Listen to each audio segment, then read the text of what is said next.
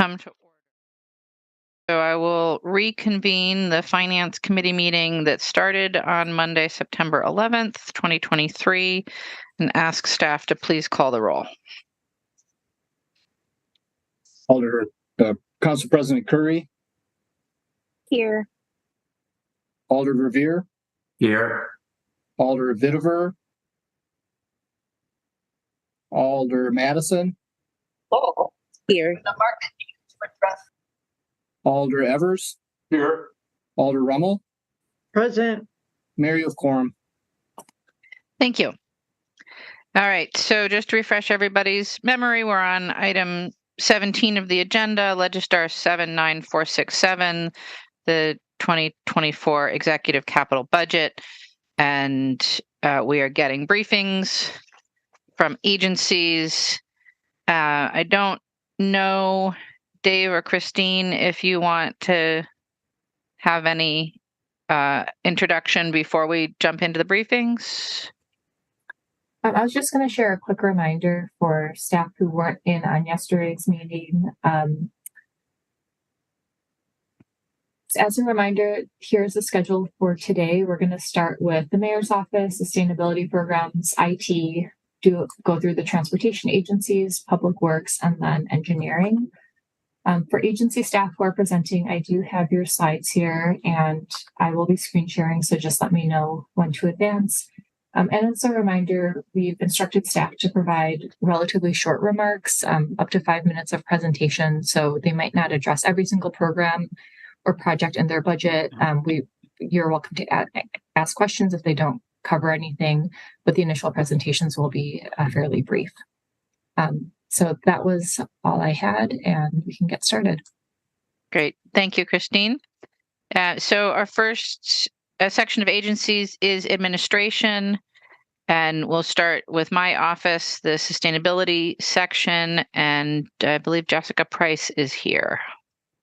I am. Thank you, Mayor, and good evening, everyone. I'm happy to share with you the Sustainability and Resilience Program capital budget for 2024. You'll see the slide breaks down the budget between GO borrowing and other funding, most of which is grant funding. And our work is, the work of the program is kind of break it down into these separate buckets. So we have some descriptions on those. You'll notice as I go through everything that has a little star by it is a new program for 2024. And so just as a quick highlight, all of our work is focused on achieving the city's goals of reaching 100% renewable energy and net zero carbon emissions for city operations by 2030 and community-wide by 2050, all while advancing environmental sustainability and making sure that we're having an equitable transition to a clean energy economy and improving our resilience to climate change. So Christine, if you want to advance, I'll just go over these buckets and then we'll advance to the next slide in a moment. So our program focuses on building energy efficiency. Within that is our Efficiency Navigator program, our Building Energy Savings program, and our Federal Rebate Assistance program, which really focuses on making sure that we're helping to connect folks with the assistance provided by the Inflation Reduction Act. Our renewable energy program is our Madison solar program, and our next steps to net zero carbon. We have an electrification program, our general sustainability program work, which is a little bit of a bigger bucket, and some of our programmatic work that is internal focused, our zero waste program, and our climate resilience program. So I'll give you a little bit more detail on the next slide if you'll advance, Christine.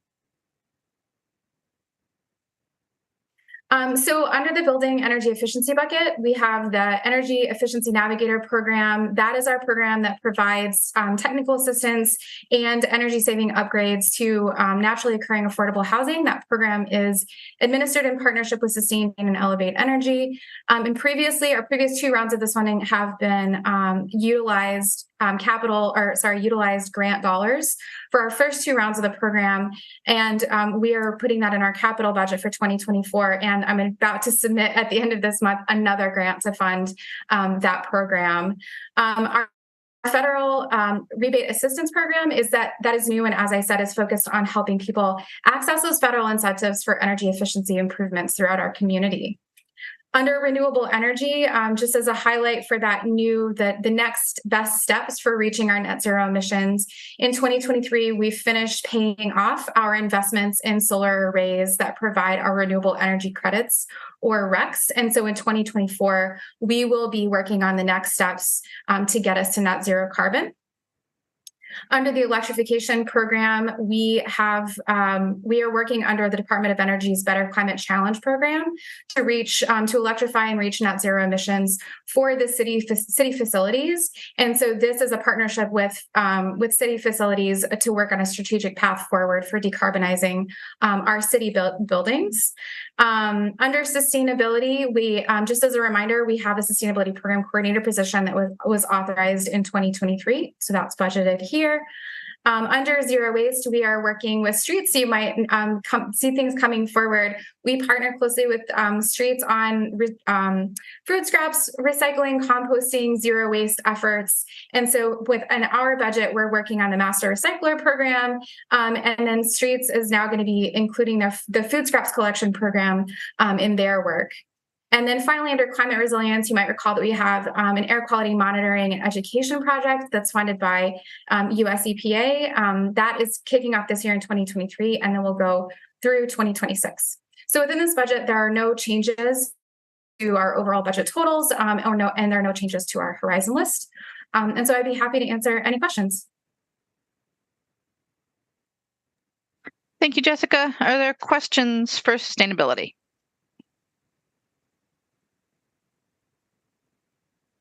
Going once, going twice. Seeing none. Thank you, Jessica. Thank you. And we will go on to IT. I see we have Director Edgerton and Amanda Lith-Johan here. Sarah? Hi, thank you. Good evening, everyone. My name is Sarah Edgerton, and I am the IT director. My pronouns are she, her, hers. And with me tonight is Amanda Lith-Johan. Her pronouns are she, her, hers as well.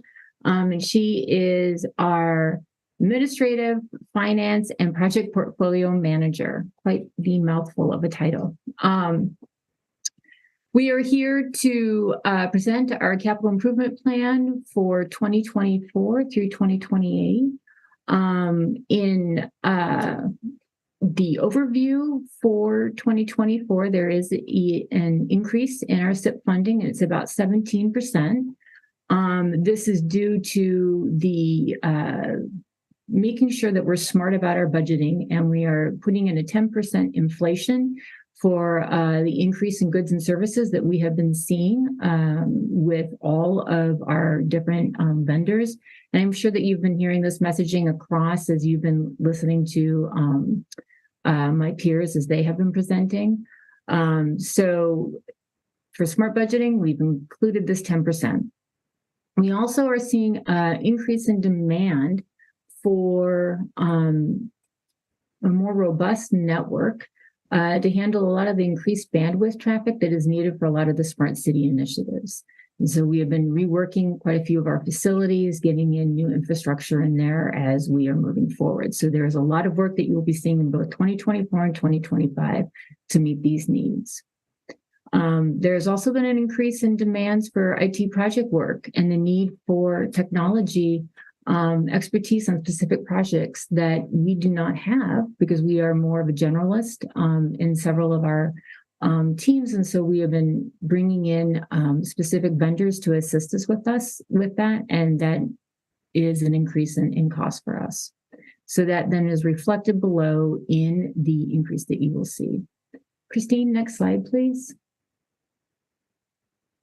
So some of our highlights and major changes that I wanted to note in our digital accessibility and engagement program, we are replacing our text messaging system, which is from 2008. We brought it in during the snow team project where we wanted to have declared snow emergencies.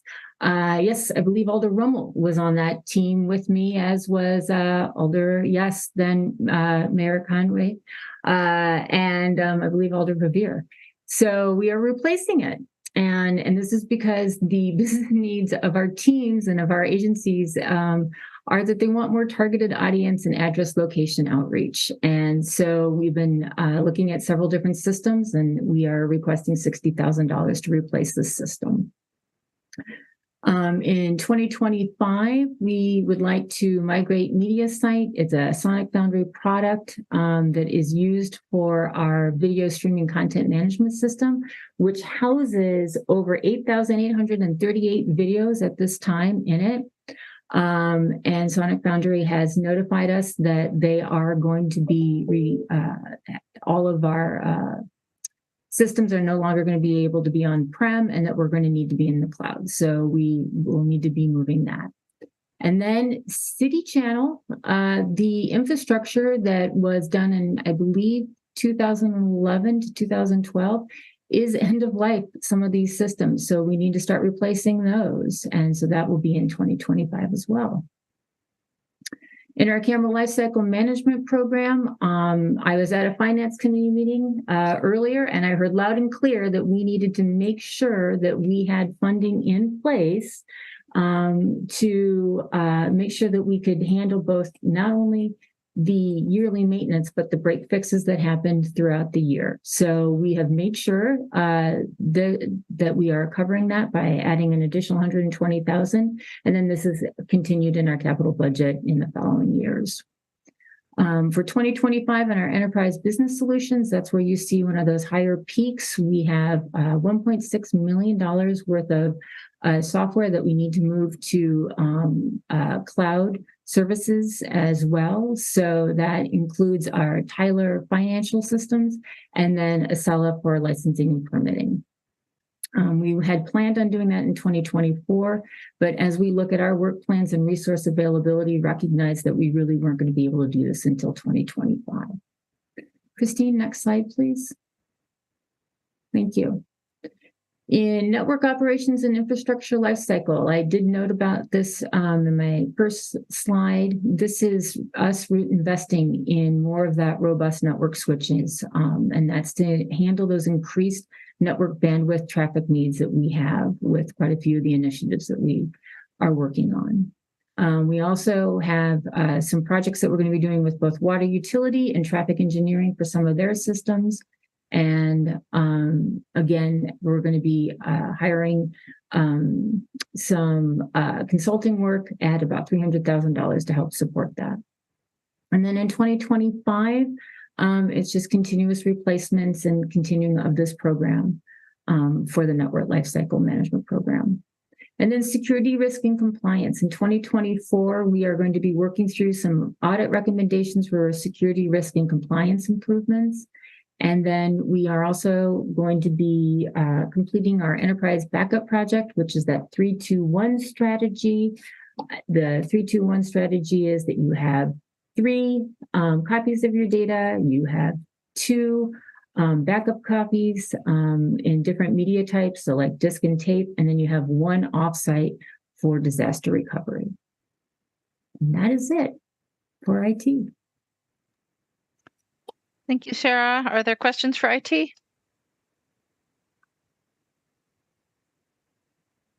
Going once. Alder Verveer.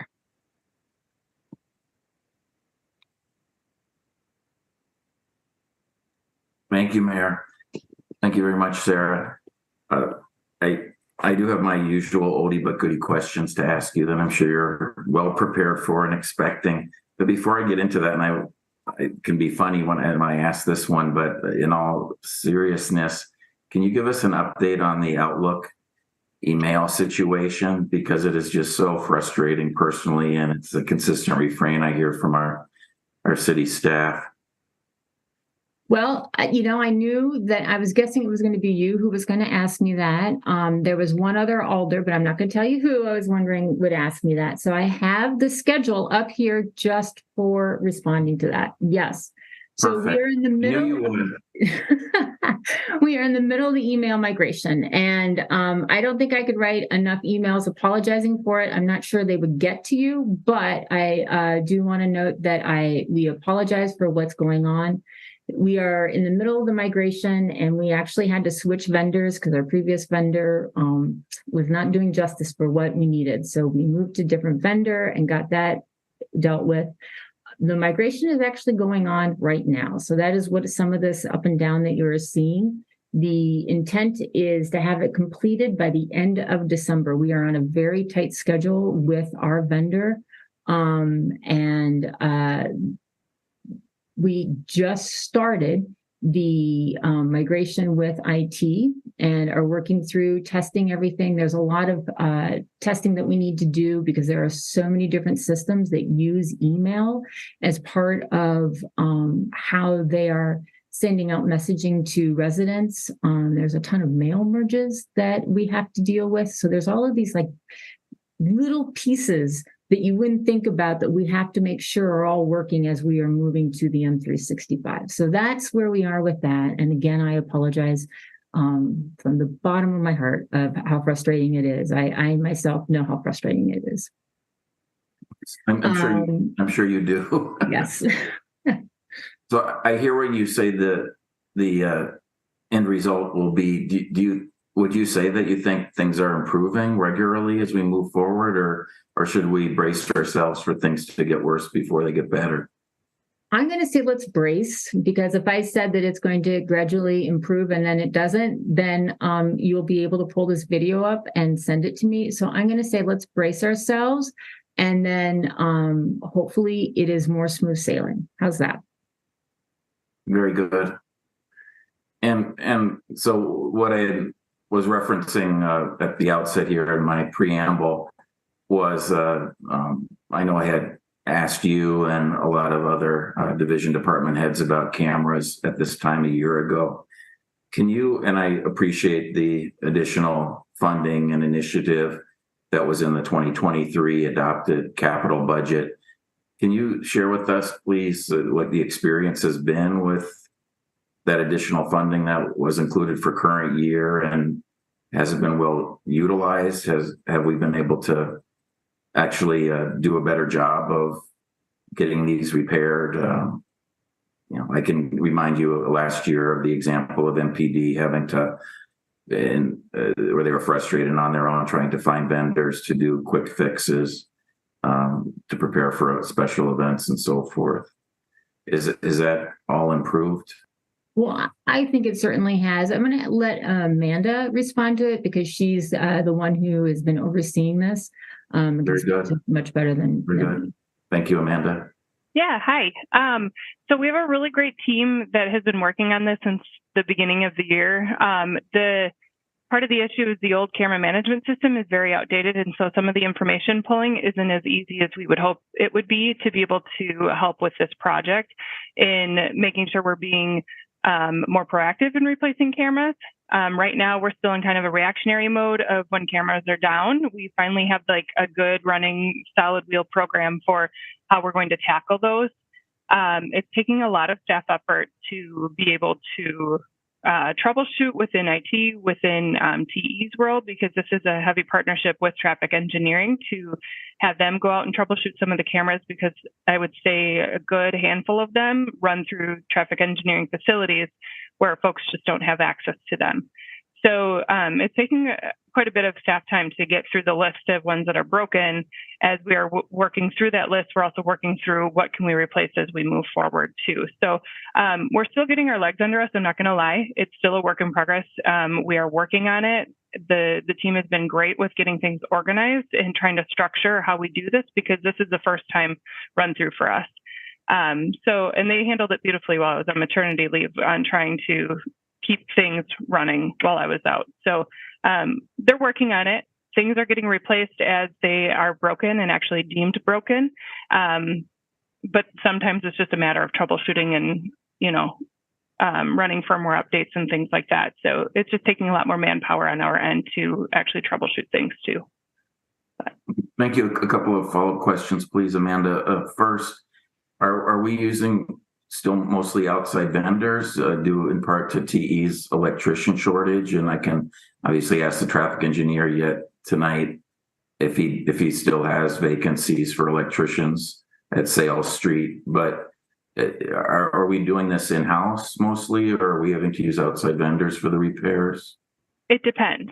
So if the camera runs or is connected to traffic engineering facilities, we have to have somebody from traffic engineering there to help facilitate the repair process, whether that be with an outside vendor or if that's through traffic engineering.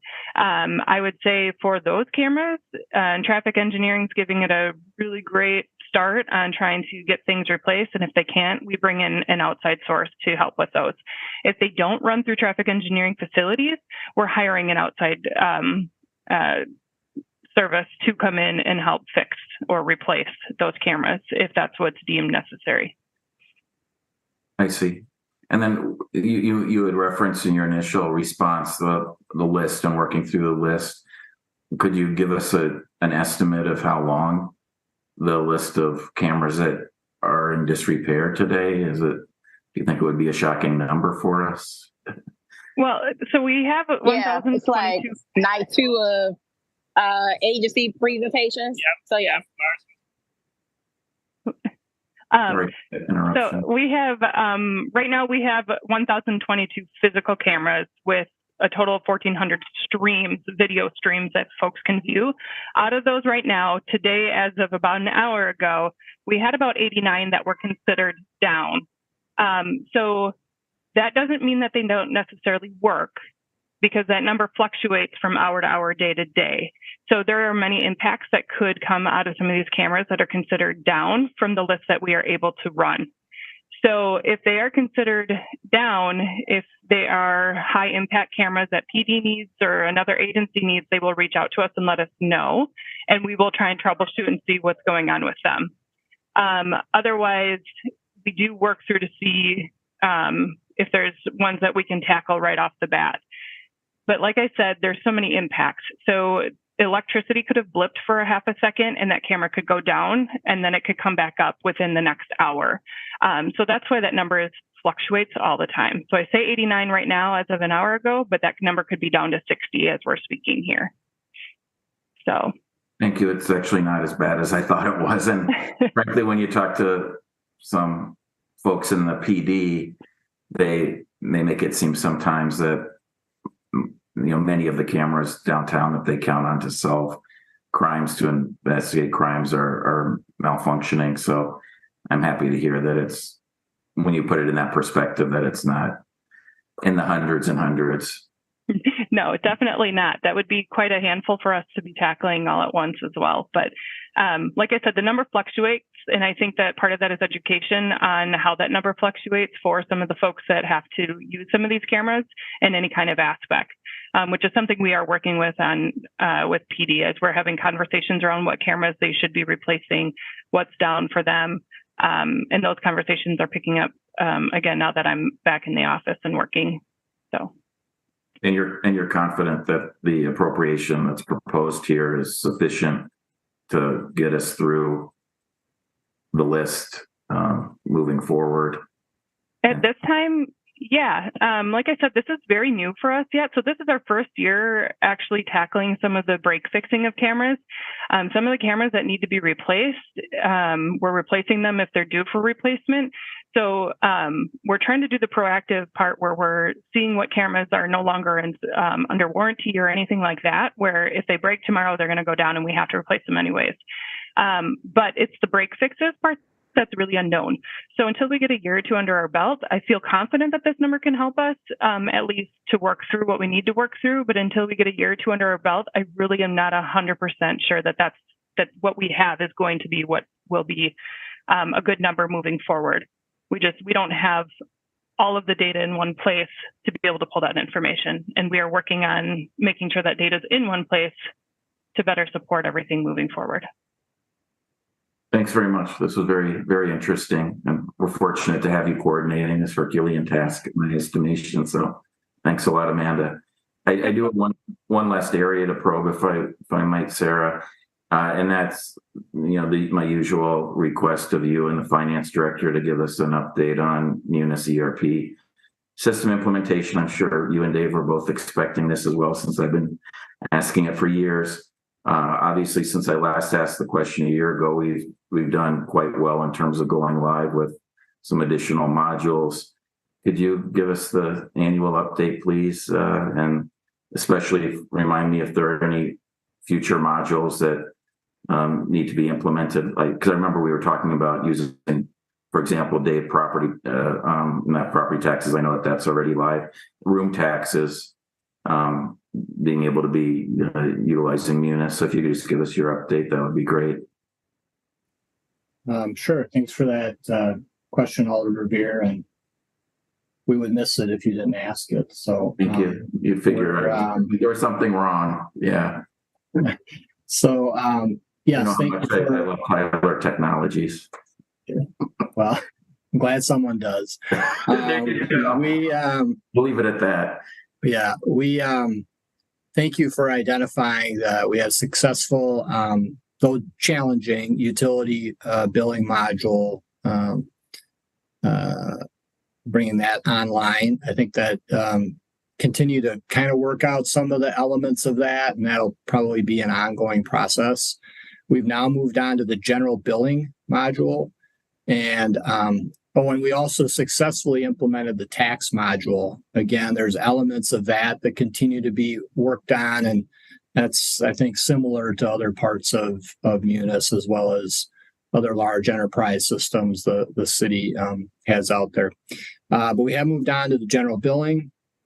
Right now, we're working on billings of retirees that they may have to pay their insurance costs and things like that, as well as bills that come out from the city attorney's office.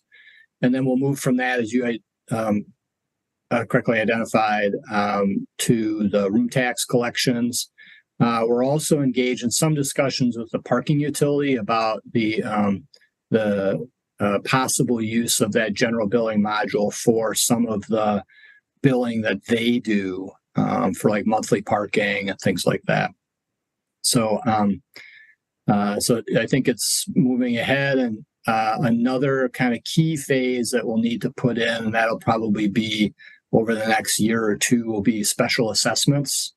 That is on a very antiquated system, and Sarah can speak to the, I think it's still a progress database, if I remember correctly, which is very old.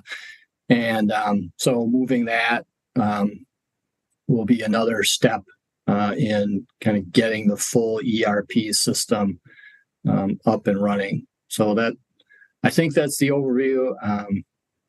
But I'm sure Sarah might have some things to add to that as well. Yes, so special assessment, Dave, you are correct. That is in progress. It's a good, sturdy system, but boy, oh boy, would we like to be able to retire that system. We have a couple things left on there, and special assessment is one of them. The other big thing then, Alder Revere, will be in 2025, and that will be that migration to the cloud. And so that will be the other really big piece of this as we move forward. So we'll be doing all of the general billing in 2024, and then in 2025, that will be that cloud migration that you will see. Very good. And am I understanding correctly that part of what we have been able to implement is considered the general billing module, or was that considered the utility billing module and the tax module are different? I don't mean to. Yeah, they're different. They're different modules. Sorry, the general billing is some different. Vocabulary here. Yeah, so those are all separate modules within the system. So we're completely done with utility billing, and tax module is property taxes when we say tax module. And that was implemented in December. Right. And so what's next is we haven't really utilized any of general billing module yet. That's all yet to come. Yeah, we're working on it right now in terms of with the first elements of that general billing being some bills that are sent out by the city attorney's office, as well as bills to retirees, and then we'll move into room taxes. And then we're also investigating the possibility of including certain parking billings. Yeah, like maybe RP3, the residential parking permit program, has annual bill. Right. Yeah. Okay, great. Thank you both very much for the annual update. Thank you, Mayor. I'm complete. Thank you, Alder Revere. We rely on you. Any other questions for IT? If not, thank you, Sarah. Thank you, Amanda. And we'll move on to the transportation section, starting with Metro.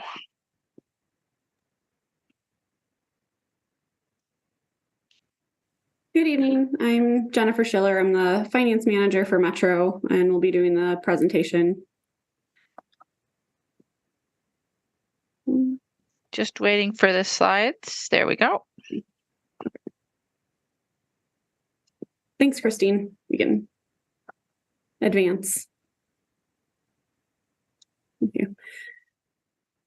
So most of the major changes actually for Metro's capital budget compared to the SIP is really in program naming, which is to more accurately reflect our system changes and needs as we're moving towards future BRT and electrification of our fleet. And so you'll see here that the current names for some of the programs are going to be changing from just transit coaches to electric buses and charging equipment then to go along with that, both on route and at facilities.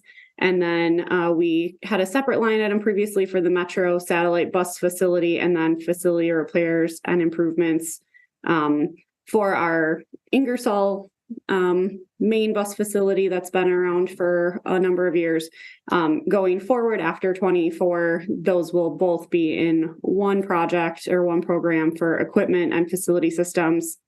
And then previously our transit system upgrades that was recently added in the last 2 years is going to have a new program name for speed and reliability projects. And so that'll get split based on if it's a system or equipment to which part of our system it's going to be assisting with. So most of the changes that are actually coming to the capital budget this year compared to what we previously had were all related to over $30 million in competitive grants that were granted earlier this year.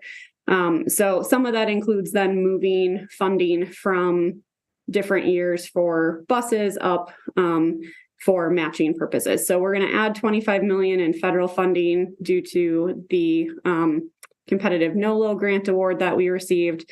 That obviously includes some local match, and we also partnered with UW on that grant for them to match as well.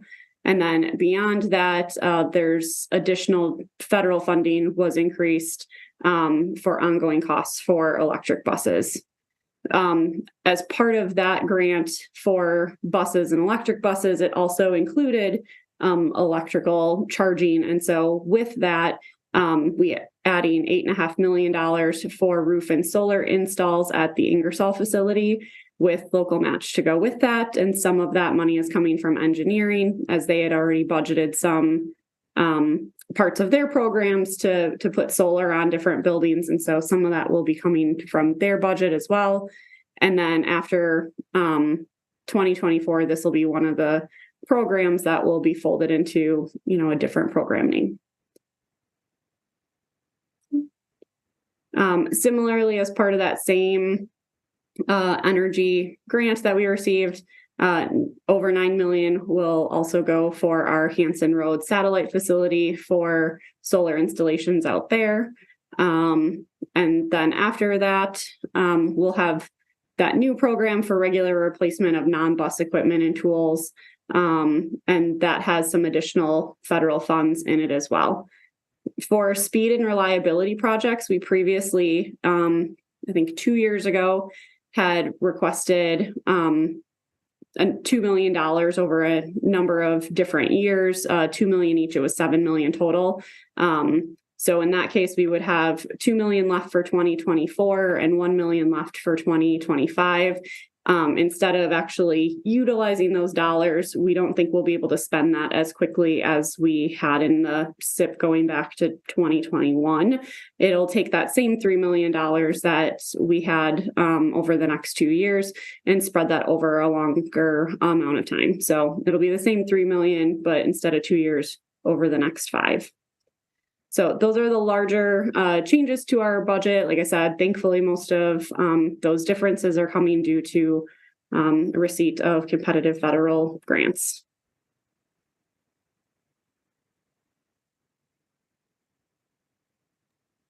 Thank you. Are there questions for Metro? Alder Vittever. So when we had our fleet tour, they mentioned that one of the challenges of electrifying the large vehicles was just the grid capacity. So do we have capacity even with all these solar installations and everything to actually charge all of our buses to be able to be electric going forward? I know that there's been discussion about that as well. And I see Tom pops on here as he's been more involved with ongoing before I got here for that. So he might have more information. Yeah, we'll have capacity for the buses that we've ordered, but we don't have capacity for a fully electric fleet. So, we'll have to gain more capacity or more service from MG&E for a fully electric fleet, but we do have capacity for what we are proposing right now.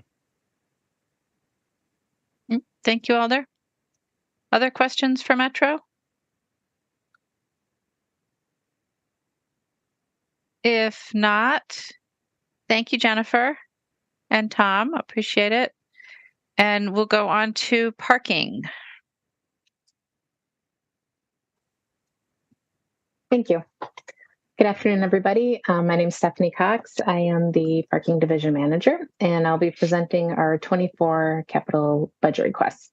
We have 3 requests for 24, but I will start with our largest request. That is the State Street Campus Parking Garage project. So a little background on it. It is an aging garage. It was built in 1964. It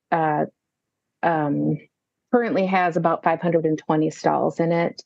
The project will reduce the number of stalls down to 410 parking spaces. This will also provide an improved transit system with an intercity bus terminal and a mixed-use affordable student housing that will have 229 units, 755 beds, and 80 private parking spaces. We did go through an RFP process in 2021, and then in 2022, Council approved the contract to start the design and move forward with the planning with UW for the reduced cost student housing. Next slide. So the updated project costs, as we have gone through the design process, we in 23 asked for $49 million for this project. Due to construction inflation, we are asking an additional $12.5 million in 2024. Through the process, we have reduced our original plan for parking spaces. We did eliminate 90 underground stalls that we realized we would not be utilizing, and it also helped reduce project costs. So the additional $12.5 million would be non-general fund GO borrowing, and we already have $15 million of parking reserves that we will be putting towards this project. And next slide. And then the last 2 requests are fairly minor compared to that one. We continue to move the parking enforcement staff over to the parking division. So there are some technology costs.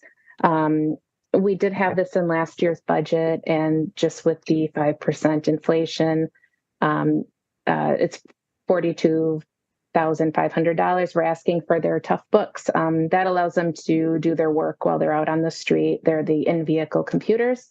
And then our vehicle replacement program that we have in the parking division for our operations team, we're asking $81,000 for some new vehicles for 2024.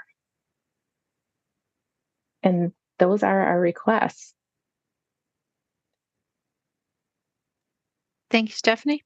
Questions for parking? Alder Verveer. Thank you, Mayor. Hi, Stephanie, and welcome. as Hi, this is thank your you. first capital budget hearing in your relatively new capacity. So congratulations again Thank you. on being our new parking czar, if you will. I do have a couple of questions for you. If you could just give me the latest, really, first on the timing of the closure of Lake Street.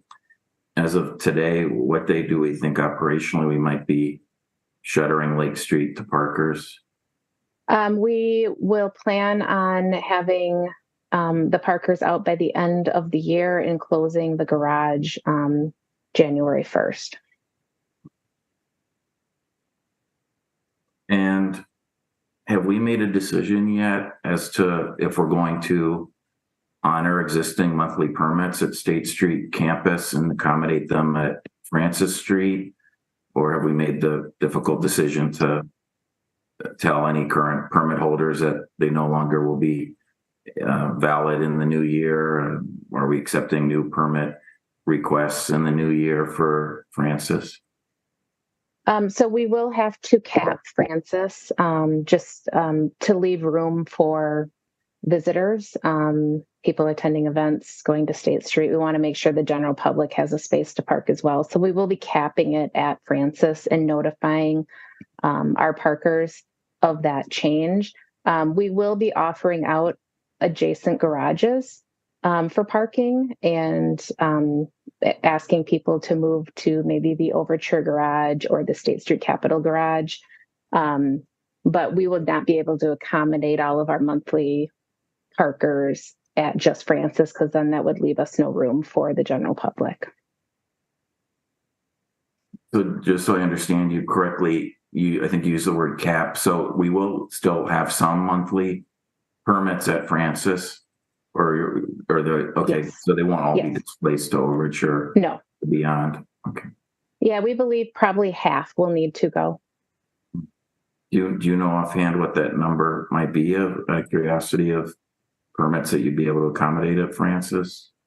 Probably around 200, about 200 permits. I think we have, just over 500 spaces there. I think we have a total of around 400 permits between the two.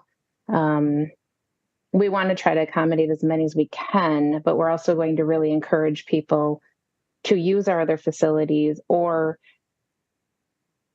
decide if they really need their vehicle there, sitting there for long periods of time. Yes. Understood. Yeah. Because I'm sure you have a mix of customers there, and yes, some that are nearby residents probably have their cars stored there quite a bit. Yeah. We also have businesses that have agreements in there. So we really want to make sure we take care of the businesses as well, as they're more long-term. Yeah, to be sure. And then just switching topics, could you please give us an update on when PEOs will be able to utilize the old former town hall and have a nice facility for themselves, assuming that we still are planning to have them all centrally located sooner rather than later? Yes. I was hoping Sarah didn't get off that call. So is IT the only issue? Well, we need internet out there. So City IT is currently working on getting internet at that facility, as there's a few other agencies that operate out of there as well, or will be. So we cannot physically move them in until we have internet in that building. So IT has been working on that. We are hoping by, I'm going to say December, that they can move in. That is my hope. As long as everything goes smoothly with internet. Okay. Everything else is ready to go, though. They're set up. It's just a matter, that's the last piece, and then we can move them over. Okay, great. Thank you for all the updates. Appreciate it. No, thank you. Thank you, Alder. Any other questions for parking? If not, thank you, Stephanie. You survived your first capital budget briefing. Yay. All right, we'll go on to traffic engineering. Okay, thank you, Mayor, and good evening, everyone. My name is Yan Tao. I manage the city's traffic engineering division. I will give you a quick overview of our 2024 capital budget, just mainly some of the highlights, but we'll be happy to take any questions that you may have. And I also have one of my colleagues, Keith Pollack, our transportation operations analyst, here with me as well. So for 2024, we are still going to have a lot of things going on. In total, we're going to have 12 programs and projects. Actually, the number 4 for projects, that's outdated, so it should be 5. And if you look at the graph on the right-hand side, you can see the trend and the comparison of the 2024 executive budget with a number as approved by the 2023 CIP. So for 2024, we are looking at a total of $6.4 million for our capital budget, and so it's a little bit increased from the amount adopted by the 2023 CIP. But after that, we plan to go back to the same level, and also we request the additional funds in 2029. So some major changes, including more funding for a couple projects. One is for the Jonathan Drive tunnel lighting that's underneath Monado Terrace. So as many of you know, that the system is aging, and many of the lights really cannot be fixed anymore. So we're looking at a project to redo the system. And because of the inflation, and also from our preliminary design study, we found some of the highest priority fire life safety system has to be repaired. So we are adding additional $845,000 in 2024 to get everything taken care of. We are also anticipating a need in 2029 to do some strategic system improvements for our public safety radio system that's being used by 911, police, fire, and many other agencies such as transportation, public works, and some state, county, federal agencies. So we're looking at $1.2 million in 2029 for that purpose. Another major change we have is a new program, a new project to replace and install pedestrian and bicycle counters as a multimodal transportation planning tool. So we're looking at $185,000. And so a big portion of that will be replacing the pedestrian counters on State Street that has been used very often by our community, give us wealth of data, but the cameras are aging, the counters are aging, and the manufacturer stopped supporting them, so we cannot even get spare parts to repair them anymore. So we need to replace those counters. We also looking at some counters to repair and replace for our shared use path, such as Southwest Path. We're also thinking about getting a few mobile units if we have extra from there, really trying to help us collecting data where we don't have a fixed station. So those going to be provide us really useful data, for infrastructure planning purposes.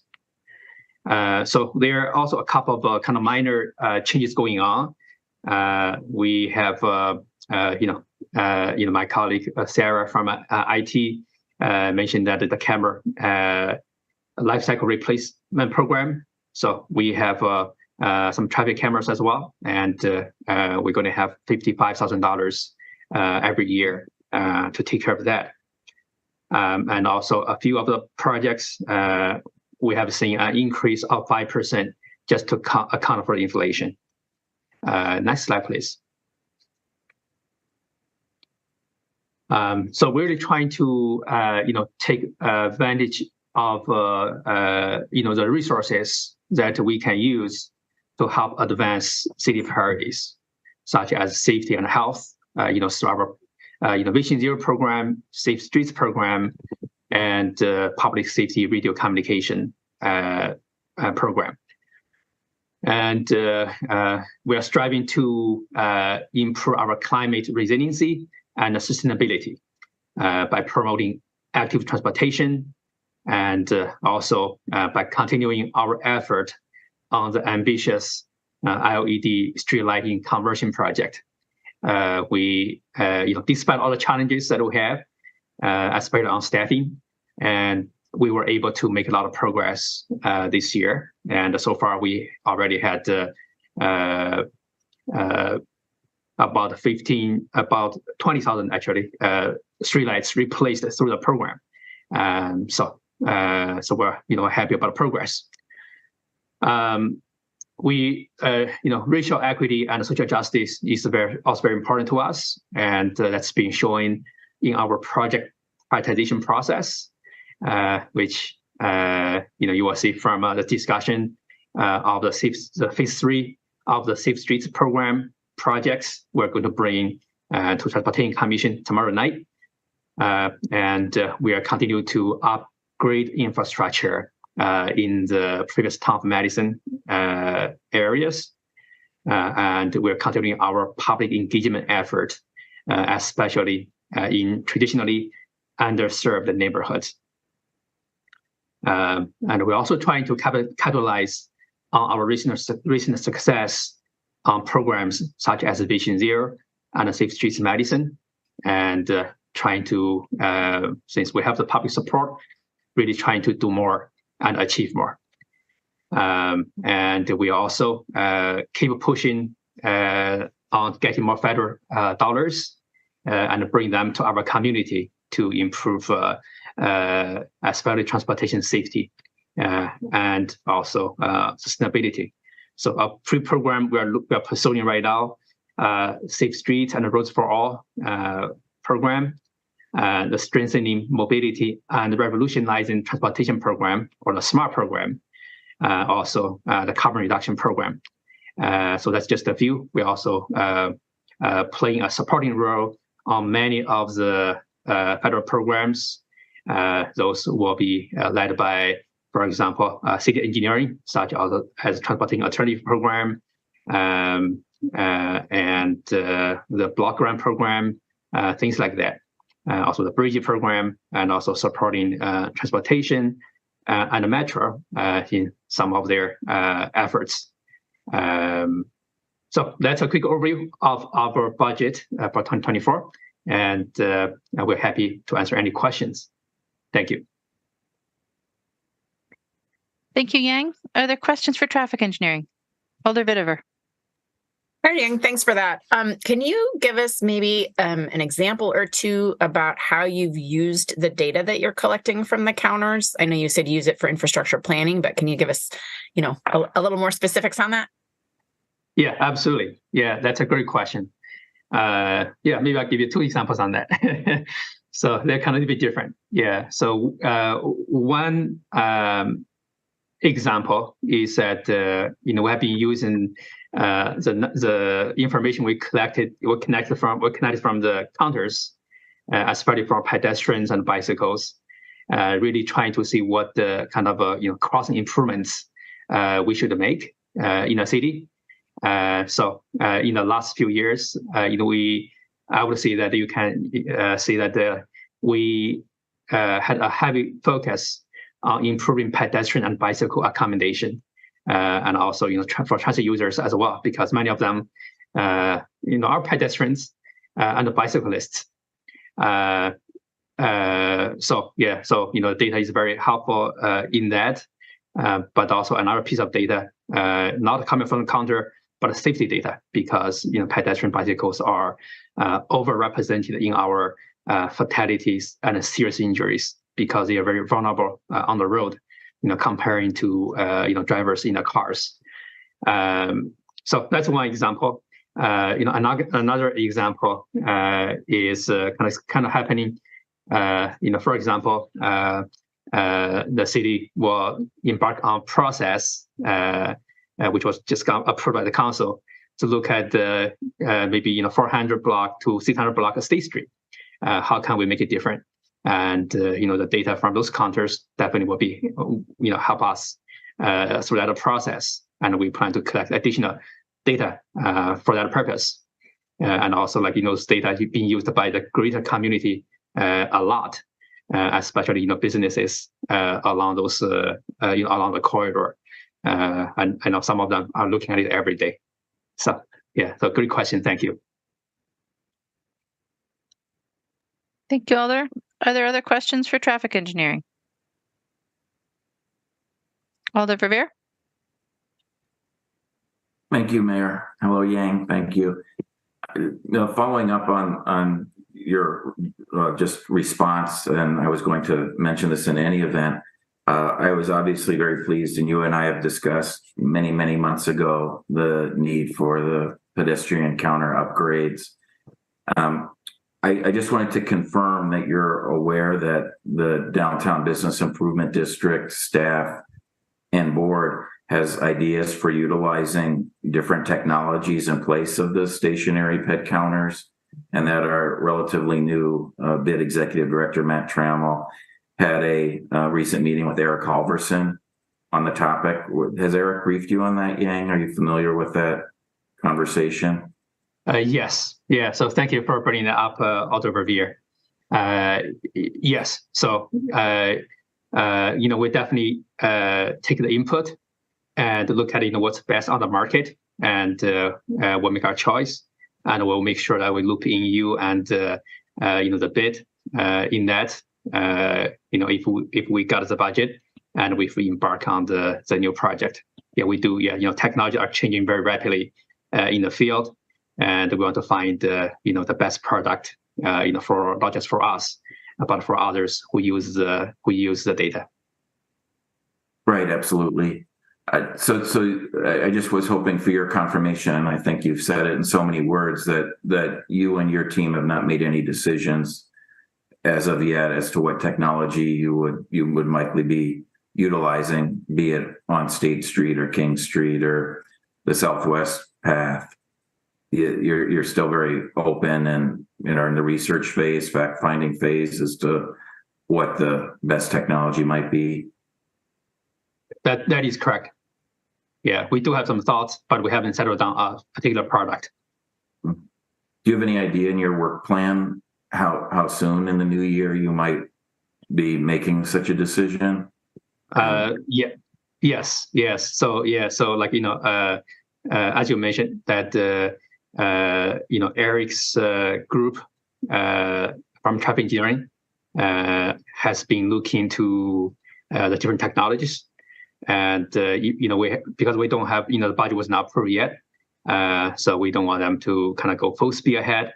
But they have done quite a bit of research already, and also along with our electricians who are going to maintain this. So we're going to take input from them as well. So both groups have done a lot of quite a bit of research. I think we can probably make a decision pretty early in the year, and once we have narrowed down the choices, we will let you know. Great. And just for my colleagues' benefit, I just wanted to share from a personal experience that downtown stakeholders have found pedestrian cameras that the city has installed downtown invaluable, especially for marketing downtown and recruiting and retaining downtown businesses. Is just invaluable. Fortunately, the data is publicly available online. So most commercial real estate brokers, for example, downtown have it bookmarked and know where to access the ped counter data. It's very helpful. The one area that's a glaring void that we have is that it only counts folks assuming that the counters are working and everything, and we know the technology is outdated, it only counts individuals that are actually walking on the sidewalk. So, for example, this Thursday evening is the latest wonderful Madison Night Market on State Street and Gilman Street, and the vast majority of folks, thousands and thousands of folks are in the street, not on the sidewalks, and so they're not counted. And so we're looking at ways that they could be counted. So I just wanted to interject that. Thank you for the opportunity. And again, appreciative that this is in your budget, Mayor. And then switching topics, as you already referenced, Yang, back to the concern about the traffic cameras.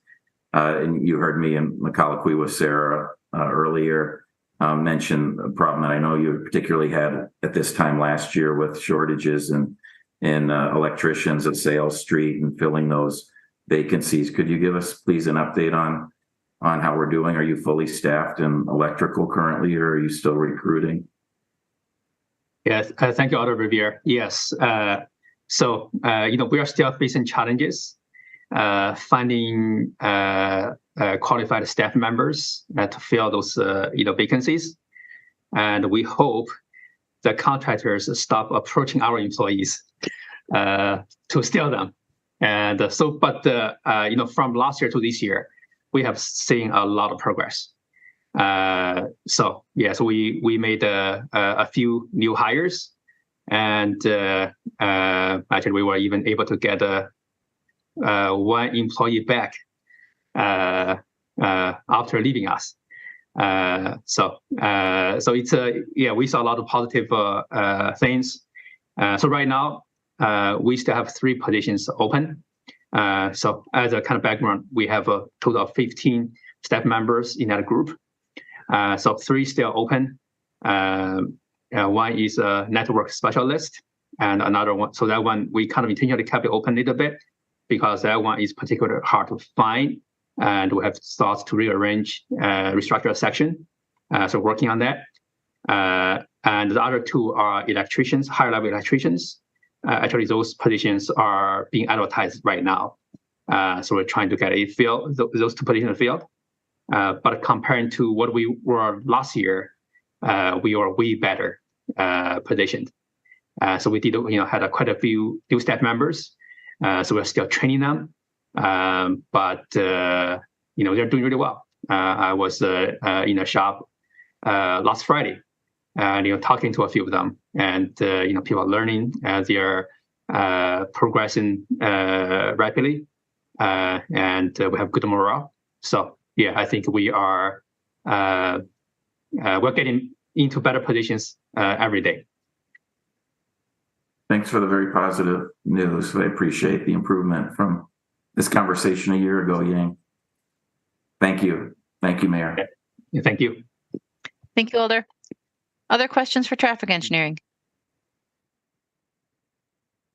If not, thank you, Yang. Appreciate it. And we'll go on to transportation. Director Lynch. Oh, thank you.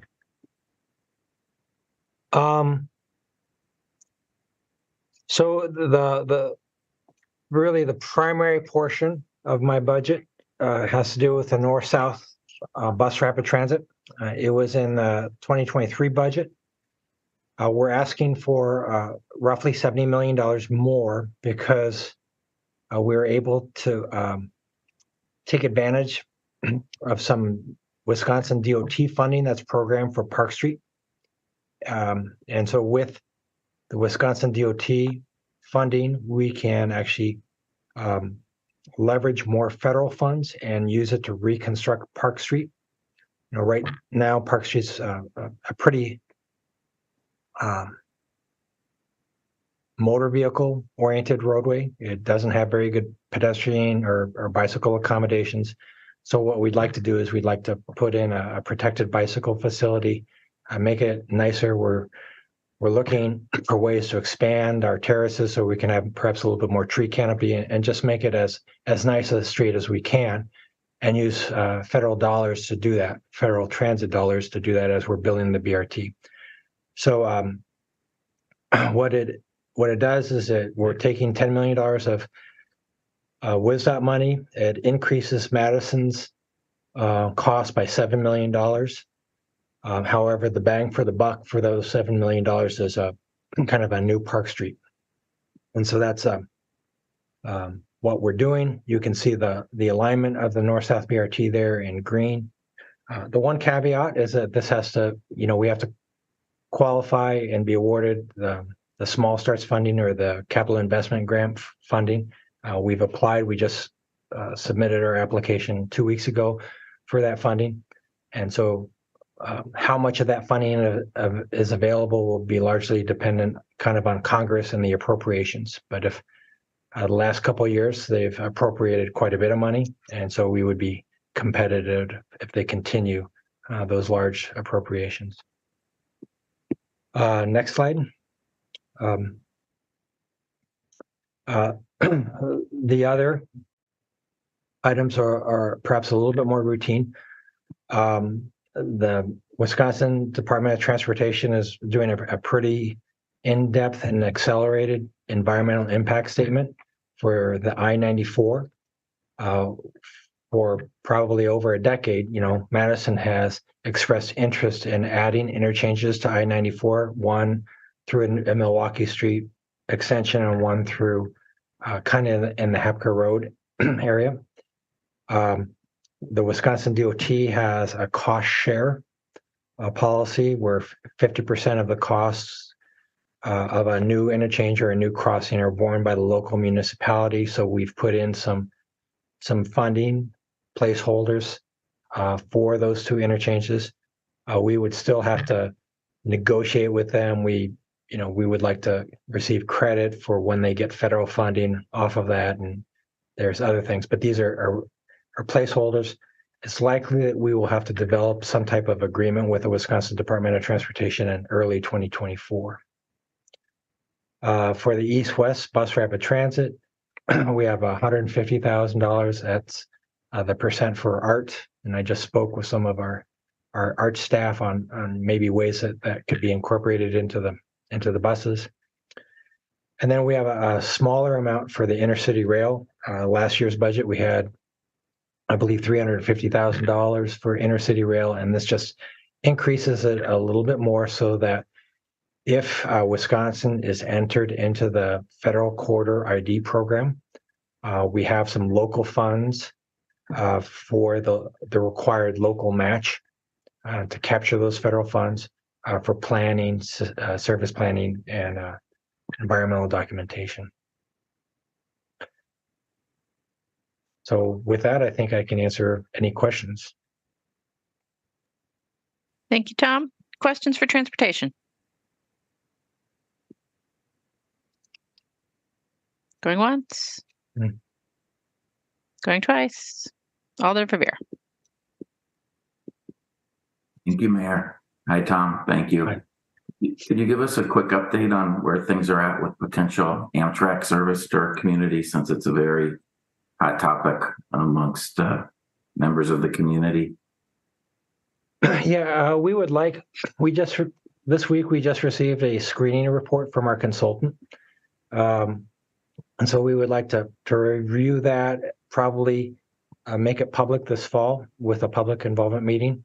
The previous Amtrak project manager, Phil Gritzmacher, left the city early this year, and we've just hired a replacement. She's great. She'll be able to take it and move forward with it. We also need to kind of work in tandem with the Wisconsin Department of Transportation, because it's the Wisconsin Department of Transportation that actually submitted the application for Wisconsin to the Federal Rail Administration. And so, as we move forward, they will have to move forward. At one time, they thought that the announcement of the awards for the corridor ID grants would occur in May. Now it looks like it'll be later this fall. So we are going a little bit slower than we perhaps wanted or anticipated, but the Federal Rail Administration is also going a little bit slower than we anticipated. Thank you. Could you be a little more specific as to when you think there might be PIMs for Intercity Rail. I think you used the word fall, and obviously late October, early November. Yeah, late October, early November. Okay, so as early as Halloween, perhaps, or so. Yep. Yeah, we have to. The new project manager has been on. This is her 6th day with the city, right? So, but she'll. She's a quick learn, and she'll get things up and rolling soon, I think. Great. I didn't realize that you had the new hire, so congratulations on that. Yeah. To working with her, and I'm glad to hear that we have PIM scheduled, because obviously there was an overwhelming turnout at the initial PIMs, and obviously behind schedule what was shared with the community back then. Yeah, I want to clarify, they're not scheduled yet. You know, yes. We have to develop a language access plan, and then we also have to probably develop a better way of doing a Zoom meeting, because up to 400 people that wanted to attend the meeting couldn't because of our capability. So we have to make sure that we have our logistics in place. But yeah, we do anticipate late October, early November. For the actual meeting, not for sharing dates. Yeah, for the actual meeting. Yeah, very good. That's how I understood you. Great. Thank you for the update. Appreciate it. Thank you, Mayor. Thank you, Alder. Alder Slack. Yes, thanks, Mayor. I just have a question about the network redesign changes that are discussed, I guess, quarterly. Are those changes just folded into operating budget expenses, or do you have any, anything budgeted for larger changes coming out of the feedback from people? I know over on the west side, I requested the feedback on the redesign for all the routes that pass through District 19, and one really clear theme is just disappointment in service to the hospital, UW Hospital. Can you just talk about whether there's plans to try to make corrections for that, or make it easier for people to get to work and to the hospital there? Yeah, so we do a network redesign once every 25 years, and so I'm going to say that the rollout went well, but it became evident very quickly within 1 or 2 weeks that there were some changes that needed to be made, and specifically with access to the hospital and the hospital loop. And so Metro staff kind of put together a series of changes that can be done within the existing operating budget. So that's an operating expense, and that could be done within the existing operating budget. And those changes were kind of described to the Transportation Commission, I think at the last meeting, perhaps at the meeting before. There will be a public meeting on those changes this Thursday, and then they'll be voted on. And if they're voted on, they'll go into effect in January. So the kind of the way Metro works is that drivers make their picks, right? And so there's really about two times per year where we can make changes. And so the staff identified the changes immediately. Really, it became quite evident, and they proposed them, and they're going to be described, I think, tomorrow Thursday, which is day after tomorrow. And if approved by the Transportation Commission, they would go into effect in January. Okay, thank you. And then just one follow-up question about, there's been a series of articles in Tone Madison just about sort of the need for more accessibility around bus stops and also for covered bus stops. Can you talk about that? Yeah, and so that's that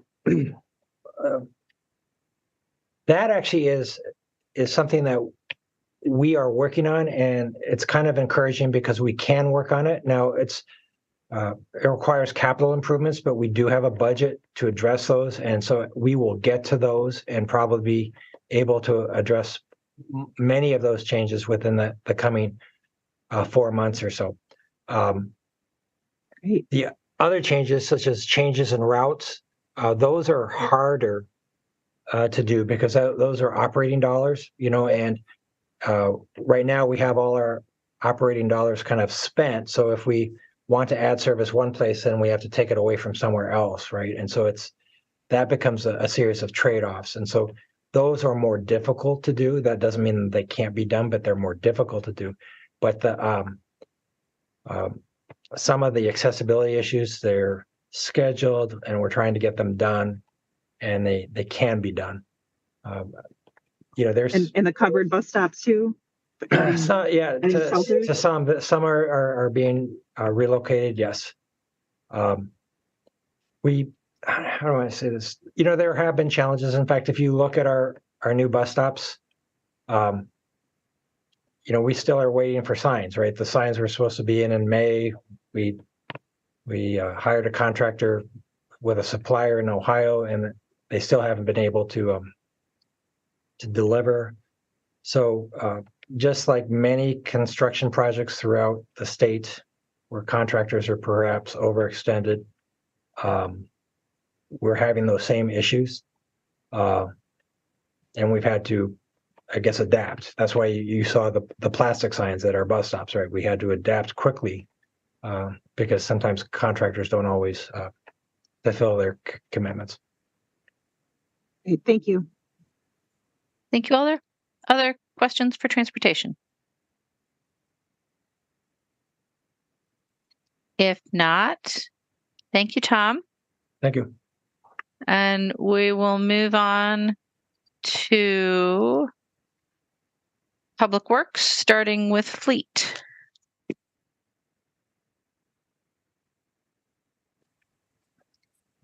Good evening. I hope you can all see me and hear me. This is Mahat Joishi, Fleet Superintendent. And we have Rachel Darkin here and Brett Rosenau. It's his first. Brett is on an interim basis buying all of our vehicles and equipment for the city fleet. So at high level, our budget, what we do with about 13 million we're getting here in 2024 is we buy vehicles and equipment on behalf of our customer departments, which is many of you. And I'll go over the changes very quickly. We're doing an increase in the fire apparatus and rescue vehicles of about 12.4%. For the fleet equipment replacement, overall, no major changes compared to the 23 adopted SIP. And we are expecting 50,000 in federal sources, at least each year. And this is assuming tax credits under the Inflation Reduction Act, also known as the IRA, which is a federal government tax rebate program we're very excited about. Not just for us, but I'm hoping this will help accelerate the electric vehicle market in the United States. We need to catch up. We're behind other countries in this area.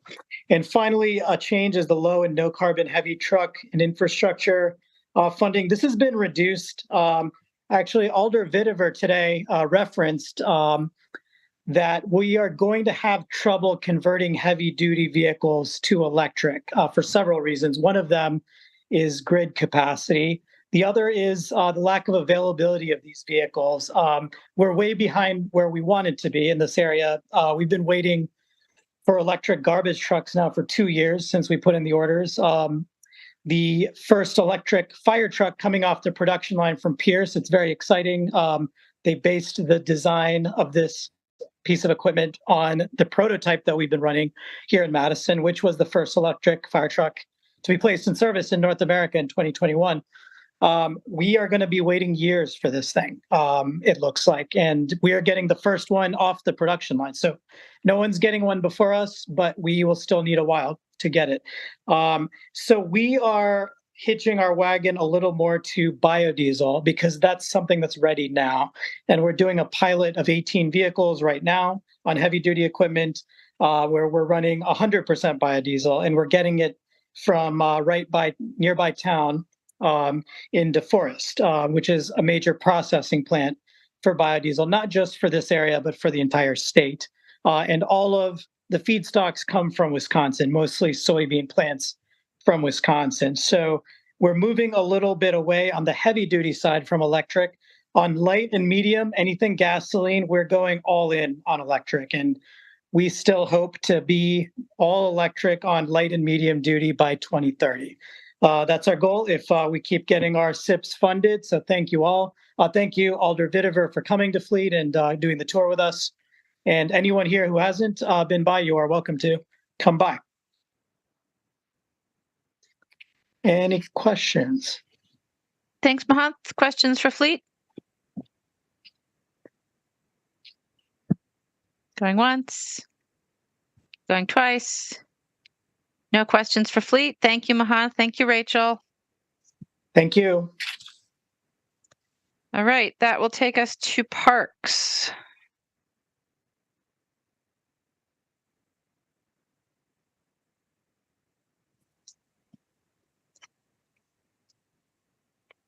Hello, everybody. I'm Lisa Lashinger, Assistant Parks Superintendent. I'll give you a brief overview of the executive capital budget for the Parks Division.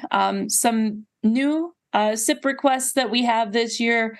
We're incorporating the TID 51 that was newly created in South Madison for various park improvements. We have about $4 million scheduled in TID funding to go into Penn Park, Cypress Park, Bowman, and also the newly added Town of Madison parks that were brought into the system last October. We also have some athletic field improvements that we're looking to add TID funding to that for Bowman Field in the proposed SIP. We also have a new project in the Lake Monona waterfront causeway design. We have some funding for 2024 in there.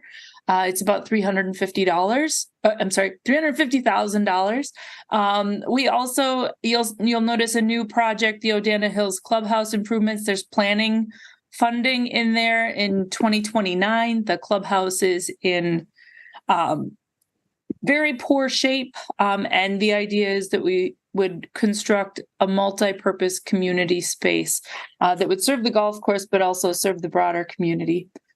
Again, that would be planning funding in 2029 for that.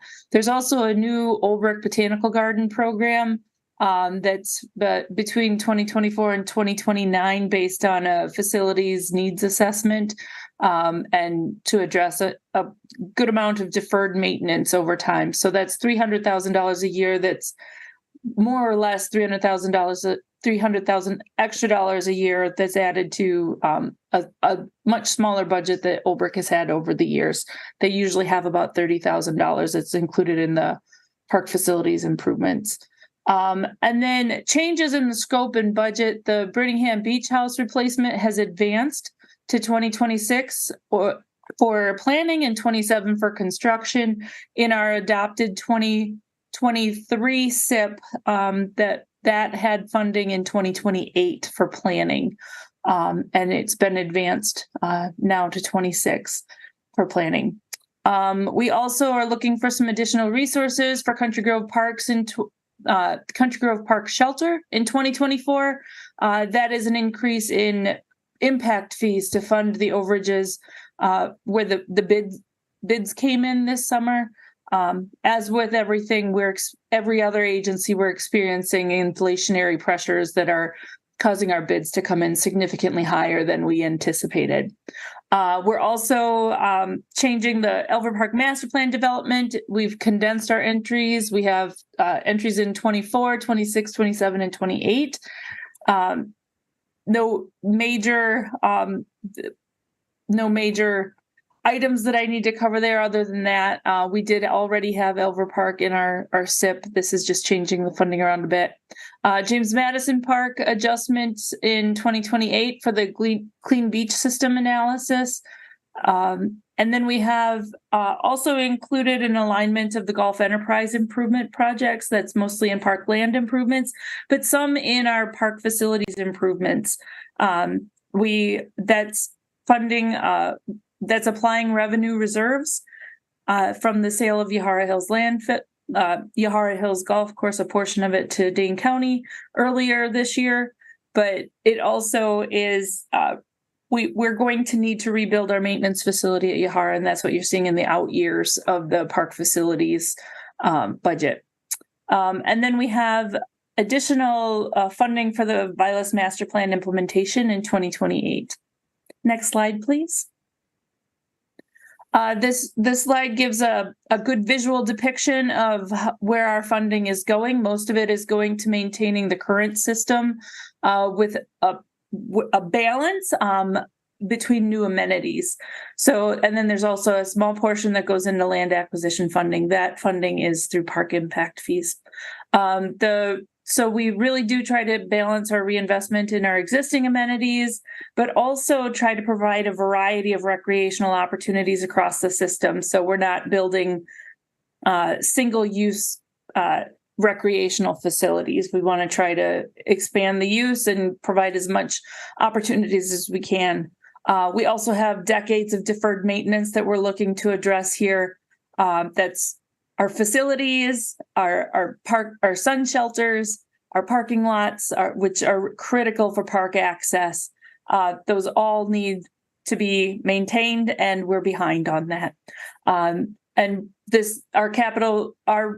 our proposed budget is really trying to focus on being proactive about getting things taken care of when they need to be. So next slide, please. So we prioritize our requests based on health, safety, and welfare. We also looked at our requests through the lens of energy efficiency as well as climate resiliency in all of the work that we've done. We're trying to address deficiencies in our historically underrepresented communities, but we're also strategically planning. Our strategic planning is really centered on equity, access, and inclusion. I do want to call attention to, in addition to the inflationary pressures that everybody is feeling, just long-term, much of our budget is funded through park impact fees. About 30% of the SIP that you have in front of you is 30% funded through development fees that we collect from developers. So that's really contingent upon our private development. There's no long-term that's not predictable. We don't know how sustainable that's going to be, but it's certainly something to keep in mind. And with that, I'm happy to answer any questions you might have. Eric Knepp is here as well as CJ Ryan and Mike Sturm.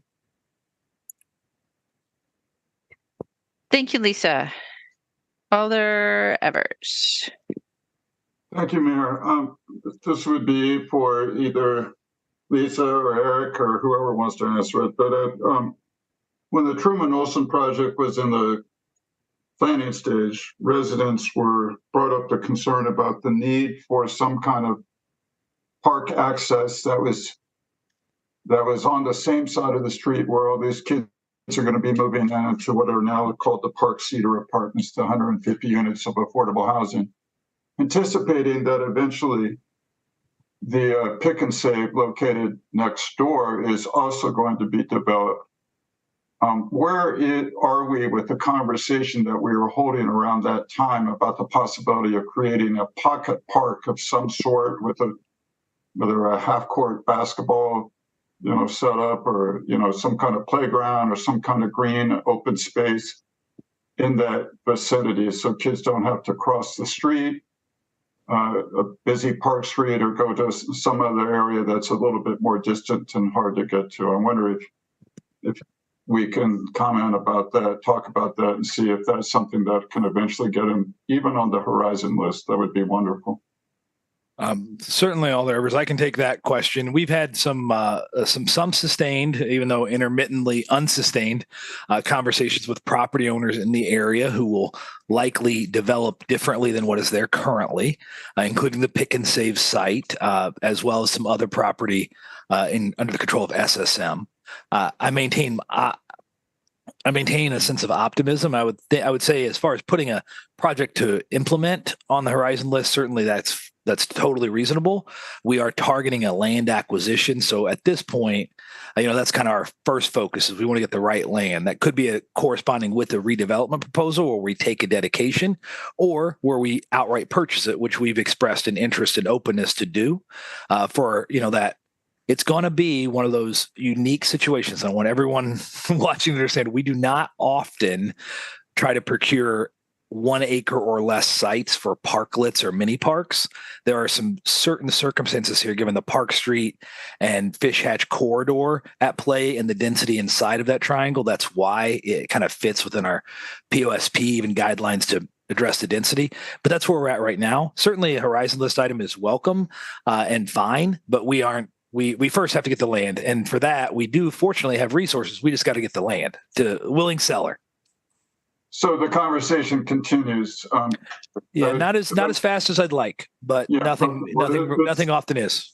It is reassuring, though, that we haven't forgotten about it, and I'm sure residents, particularly as folks are moving into these projects, are going to be asking about it. I can assure you, my neighbors remind me of that commitment. Okay, good. Well, thank you. I appreciate that.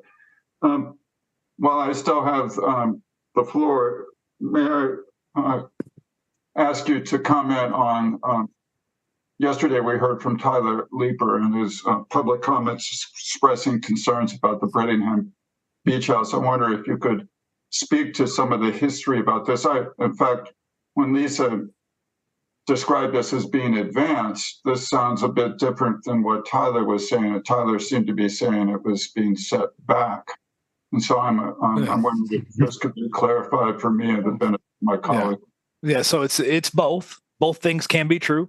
So the brief history, Tyler and Brittingham Boats came in 2013 to a dilapidated building. They put all the capital that's been put into that building, which is somewhat significant here, has been their capital, right, to give that building that was on its last legs then a decade's worth of life and just a ton of vibrant energy for the neighborhood and community. Many folks use and enjoy Brittingham Boats in the Brittingham Beach area. I would say big multiple X number more than we're doing it annually before in that area. So certainly appreciate that. We had it budgeted and admittedly over like many projects in that, what I'll say 5 to 10 range of prioritization for buildings where it lived at that point, maybe the 5th or 7th worst building or so based on a number of criteria. It got moved around a little bit. So totally respect and understand what Tyler said. And it feels jostling, right? It's there. It's not the pandemic. I hate to say that about buildings, but it really did kind of jostle us as far as we didn't really open a new building or move forward with construction for about 18 months when we had a backlog. Warner Park Rec Center, Tenney, Door Creek, Country Grove, actually Walter Street was finishing at that time. So there's a lot of building facility projects that were ongoing and are now working and had bidding issues. That said, as of last year's SIP, the Brittingham Boathouse was actually behind the Olbrich Beach House. The Brittingham Beach House, sorry, no one here, not the boathouse, that's a historic facility. Brittingham Beach House was behind in order the Olbrich Beach House based on the assessments 2.5 years ago. The Beer Garden BKM partners have put some additional resources into that roof, and they've agreed and understand that they can get some more life out of it. So this year in our request, we flipped them in order. So that's moving it forward, as Lisa referenced. It is accurate to say that during the process of developing the executive budget in consultation with the facilities management team or facilities maintenance, Brian Cooper and his group, it became pretty apparent that construction in 26 would be quite optimistic as we put in the request. And it was shifted from 25-26 to 26-27 based on those kind of factors. And so Tyler's also right. So Lisa is correct and Tyler's correct. Would it make sense perhaps to start the planning in 2025? And if there is an avenue to move forward in 2026, we'd have a placeholder for it. And then, of course, if we can't put it out to bid for the reasons that you state, that we could still do it in 2027. In other words, would it make sense to keep it in 25, 26, at least to get the planning started? And with the even if it's a slim possibility of actually doing the work in 26. From our chair, we're gonna reach out to our friends in facilities management, make sure they're good with trying to create a bidding document to get an architect, because this would be a specially designed building. We don't anticipate the standard park shelter here, given the use and planned future use. So if they're in line with providing the lead architect or lead project manager with our project team, I could see that working. I would be very cautious to think that we would construct in 26, no matter how well it goes, given the backlog we have right now. But certainly we could be ready in the last part of 25 for planning, but we're also very happy to tackle this problem of a building. And, just so we're happy it's in the prioritization list where it is, because at this point it is a top 2 bad building in our system. And let me know if, in talking to facilities, if they can handle a study and in 2025, and I'll move accordingly. I don't know if we can follow up with that. I don't know if Brian's on. He could also answer for himself if he is. But we can follow up. All right. Well, I appreciate. Well, yes, he is. It looks like. Well, we'd have to weigh it in the mix of everything else, but Alder. But if we're just talking about some early planning efforts, I'm certain we can probably pull that off in 2025. I would just say the construction part, it doesn't concern me as much as the design part of that. That's the more challenging part from a staff time standpoint. Well, Brian, if you can let me and Eric know if moving this into 25, 26 is something you're amenable to. I don't want to try to force something that doesn't work on your schedule, but it does seem to be a priority with folks in District 13 and with Tyler. And if it's the number 2 problem building and parks, seems like that's good reason to address this. So please let us know if you think you can accommodate. Okay, I will do that. Thank you. Thank you.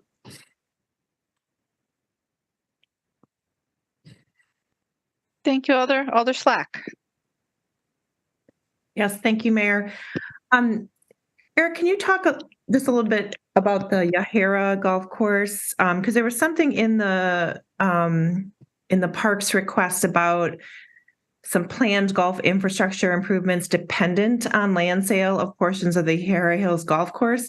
I thought I remembered that there already was a sale to the county. Like, is this pending, or was it? Can you just say more about that? If that wording goes, there's still there could have been a little timing gap here in when we wrote language and when things closed. So we did close on the first large tranche, which is the only anticipated sale for the next 25 plus years, to the Dane County back in March. And the golf enterprise has those funds in it to work towards improving and reinvesting in the infrastructure we have. I'll ask. In short, what that entails is we are going to convert the 36 holes at Yahara into 18 holes, better quality holes. That's going to require some irrigation and bunker and those type of golf course improvements, as well as natural area enhancements. We want to make that course a much better total environmental asset, as we have in other places. That work will be done in-house by our team of staff that we've recently hired. We will also have to deal with a maintenance facility, because that maintenance facility will go away in 2028.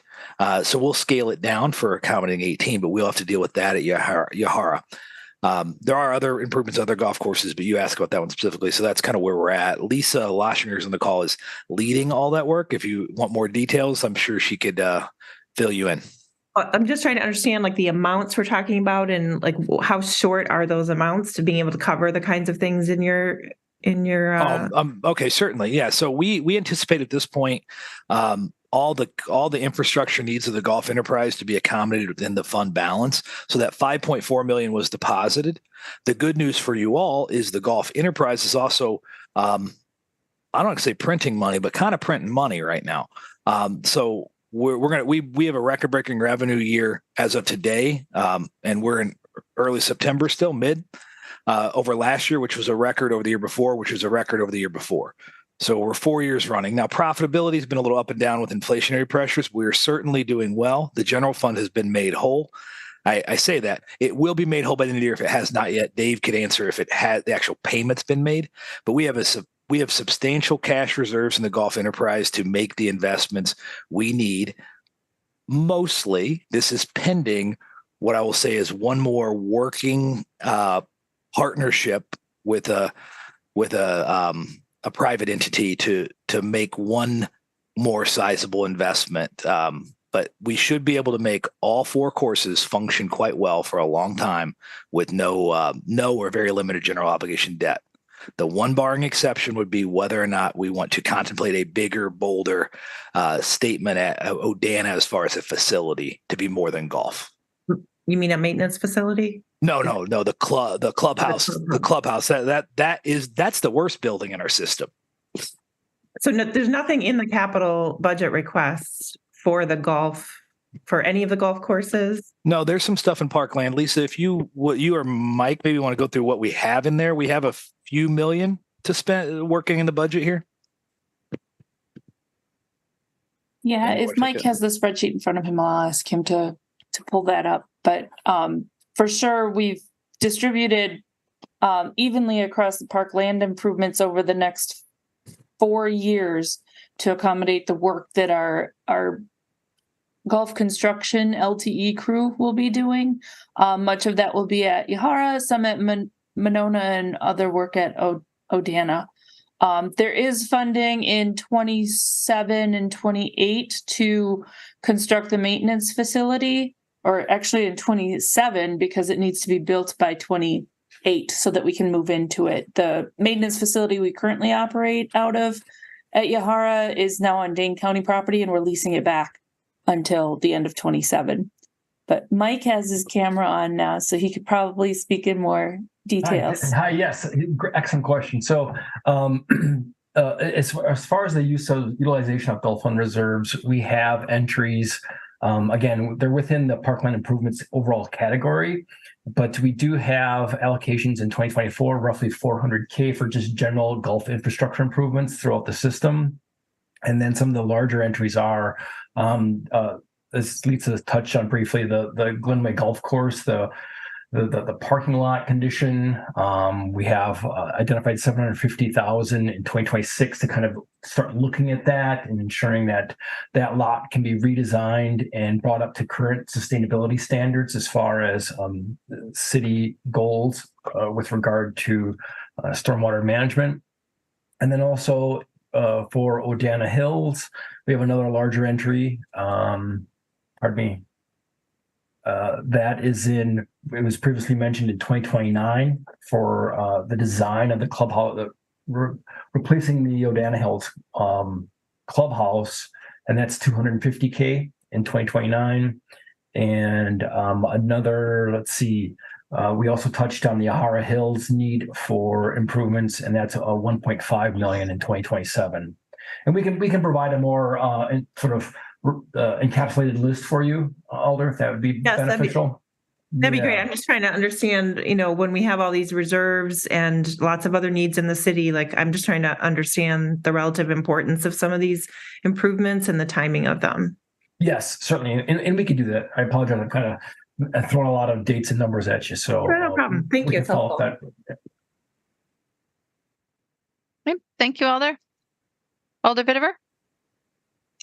I should know this, but could you just give us a very quick reminder of the OBRC relationship and what the city's responsibilities are versus the society?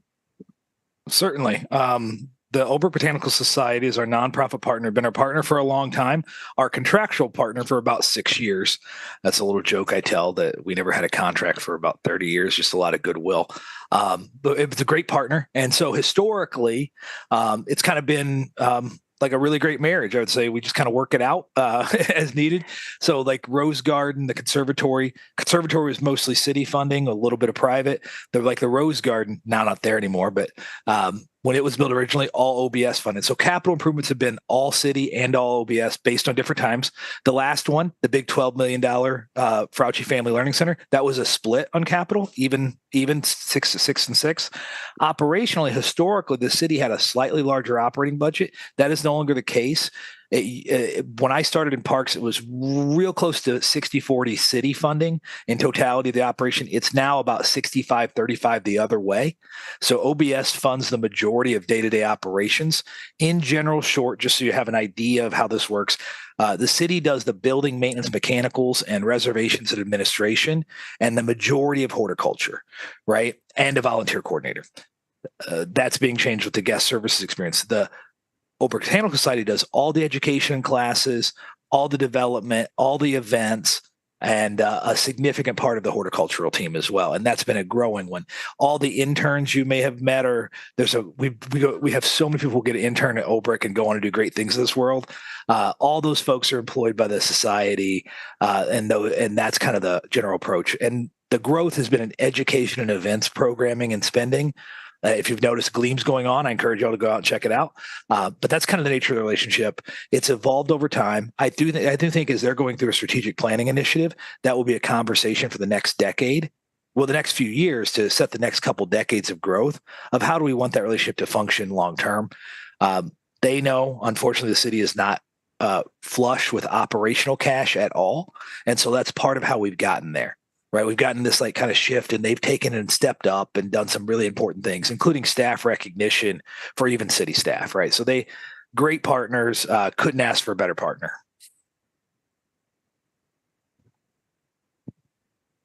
Thank you, Alder. Alder Verveer.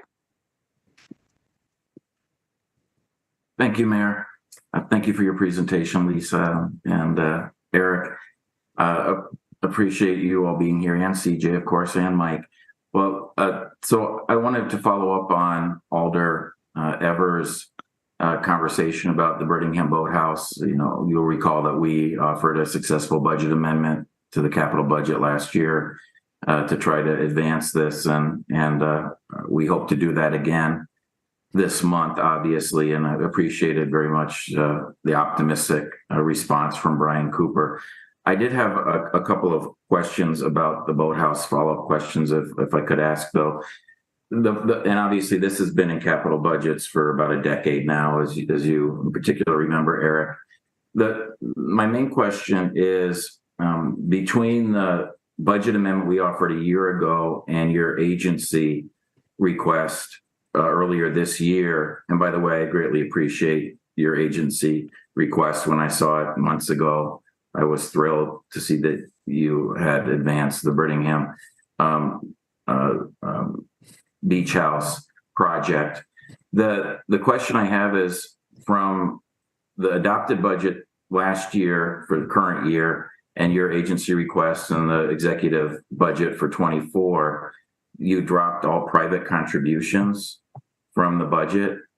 I had always thought, through my many conversations with Tyler, and appreciate his testimony, of course, last night, that Brittingham Boats, Madison Boats, was willing to make a private contribution, and that was important. Is that not the case? And we don't need to worry about fundraising for this project, in your estimation?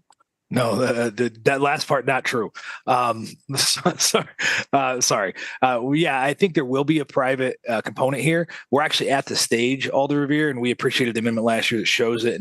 And Tyler's indicated that support in the past. But we're at the stage where we really want to get that number in the budget to be reflective of what is actually going to happen, right? And by that, I mean, we are near term, as CJ can discuss probably timing of when she'll know the agreement dates better than I do, but the current agreement there is going to expire not that far in the future.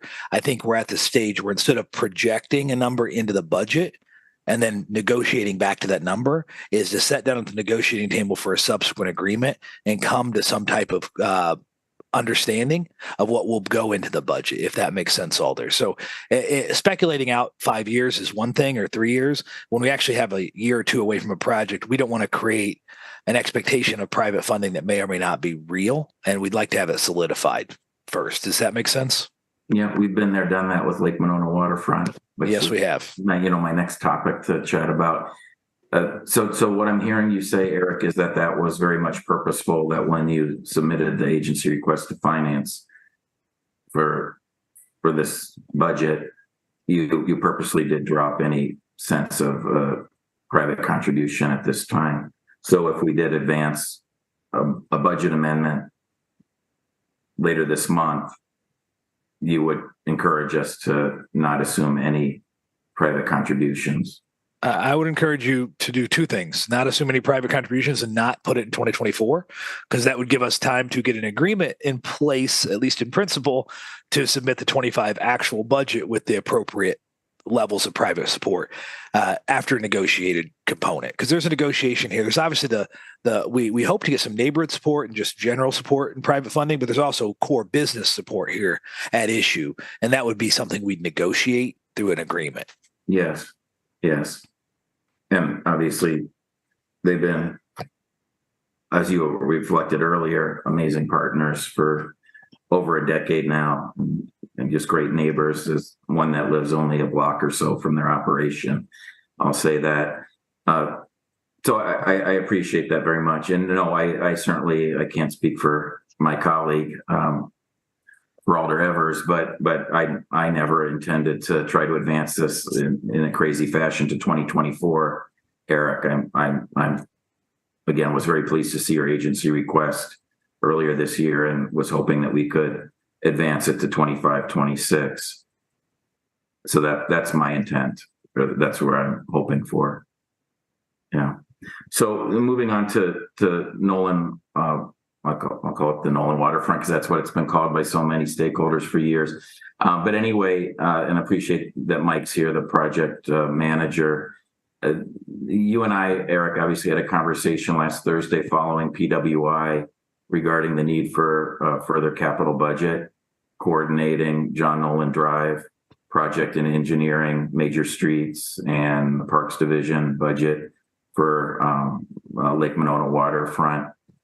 I appreciate that we still have plenty of time and it could be a common council floor amendment. It doesn't have to be something that's put together next week, but could any or all of you, and like Chris Pedikowski included, maybe give us a preview to what sort of budget amendment you think is appropriate since the agency requests were submitted and the mayor did her hard work with all the potential for the underpass, et cetera. Certainly. So I'm going to, we can hand this one around a bit. I will say from the beginning, I definitely think it would be helpful. There's some funding, as you know, in the budget, anticipatory funding. Given the additional work that's going on now and likely to continue, I think there will be a need for an amendment to the contract with Sasaki at some level. So that's one piece of the puzzle. I know the support for the project and technical and staffing support is also a priority that I have. And that's, I want to be clear. Chris Pedikowski, you said two names, Chris Pedikowski and Mike Sturm, have both been working together on their projects, a significant long hours. But I think on the Lake Monona waterfront, as we actually go towards adoption for the plan, and if we want to start implementing actual build out, we're gonna need to support that very intentionally. I think we can lay out a plan when we come forward that does that at a reasonable price and a modest investment. We also have the ongoing conversations about potential capital and then when and how to budget. The TIF plans anticipate spending in the area, but when and how to actually budget and put those into place. I think that's all on the table. But with that, I would hand it over to either CJ or Mike, or if Chris wants to jump in for thoughts of what they think is likely. But I think those areas are all in flux. I wish I had perfect answers tonight, but I don't. But we're working towards those. I think we have another meeting on Friday about collaboration and integration of the of multiple projects and phases or sequencing of that massive investment in the area. Yeah, thank you. And I certainly wasn't expecting specific numbers tonight, and obviously we'll discuss those when the budget amendment is ripe for consideration. But I was just hoping that you all individually, collectively, could give a broad overview of what sort of amendment you think will be necessary, and it would be amending. Am I guessing correctly? Amending both the Parks Division project and engineering major streets, or would it only be Parks Division that we're referring to? So, Mike, I know you were about to speak before. Yes. Yeah. Thanks, Alderman Verveer. I can speak for Parks. I do know that we anticipate an amendment for Sasaki's contract, an amendment to their contract, recognizing that we are asking them to do another level of investigation and detailed design exploration for a couple key features within the waterfront master plan. And we're also sort of extending that time frame for them, where we are working towards a submission to the Common Council for the master plan in early January. That's you're aware that that's a shift from our original plan of October. So I'm aware of, and I'm working closely with the design team and kind of working out what that scope is and getting their fee proposal back to us for the amendment to kind of evaluate that. I can't speak for Chris's team, and I don't know if they're up behind us or not, but that might be a question for Chris when he's available. Yeah, well, Chris and Jim very generously turned their cameras on prematurely, and I'm sorry to put you gentlemen on the spot. I hope I didn't take you away from family dinners or anything when I mentioned engineering major streets budget prematurely. But again, Chris and Jim, I don't know if you heard my preamble, but Eric had a conversation with me last Thursday following your PWI, the meeting with the mayor, and told me that, we need to coordinate and have a kind of omnibus budget amendment for these very related, sister projects, exciting projects, to be sure, for the 24 capital budget. So I was just wondering if you could share more of an outline of what that might be. Well, I can speak just kind of from our point of view is some of the things we're looking into, so we're obviously very working really hard on getting the Causeway project designed and approved and getting ready for bid for construction. At the same time, we've begun to start looking in a little more detail with any potential underpass viability with the project in the area of kind of North Shore and Broome. And, I think it's still kind of pretty early. We've started to look into the grades of what's necessary, as well as creating an environment that is kind of open and inviting and not so tunnel-like. So we're starting to try to figure out the grades. I certainly realize it is a very tight area and has a lot of complexities to it. But we'll be continuing to look at that in concert with our street project and bridge project this fall. And obviously, I know if all my colleagues are aware, but KL Engineering is also very much studying the issue of the underpass as per a Common Council adopted resolution earlier this summer. So as of tonight, and I realize I'm kind of forcing a preview of your slides that you'll be sharing, within the hour here. But are you saying that you do think that it's likely that we will need a budget amendment for 24 capital budget because of the underpass study modifications to John Nolan Drive? Or do you think the tremendous federal funding that you deserve public praise for applying for, and the White House's support and so forth, that all the federal and state funding that we have will be enough to do this? And I realize I apologize, Mayor, I'm getting into another agency here. Maybe I should hold off until Chris gives his presentation more formally on major streets, but I think nobody really knows the answer to your question. At this point in time, it's still, Chris can interrupt me if he wants, but I think it is still very much an open question whether we will need a budget amendment or not. I think the clear answer from Parks is that we do want to amend the Sasaki contract, and that may require a budget amendment, and details forthcoming on that. But I think on the larger question of the Causeway funding, we don't have the answer yet. And do we know if we might have the answer in the next week or so, or is this most likely a November floor amendment? I think it's not clear, Alder. They're working as fast as they can. Yeah, just curious. I do have one last, and I won't put Chris and Jim on the spot. We'll wait patiently for their exciting presentations within the hour here. But I do have one last question about Lake Monona waterfront for our friends in Parks.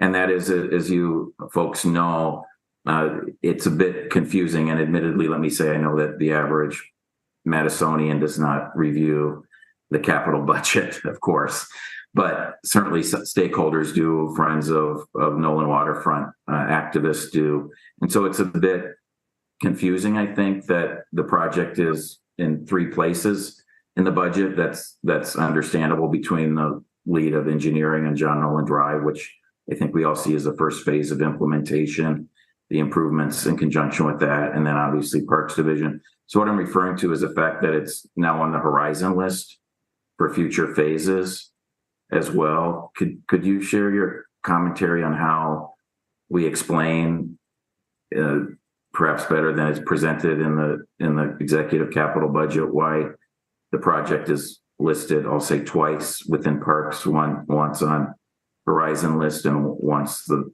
course, project that's been in your Parks Division budget for many, many years on the capital budget? Certainly, Alder Revere, I think I can take a swing at that.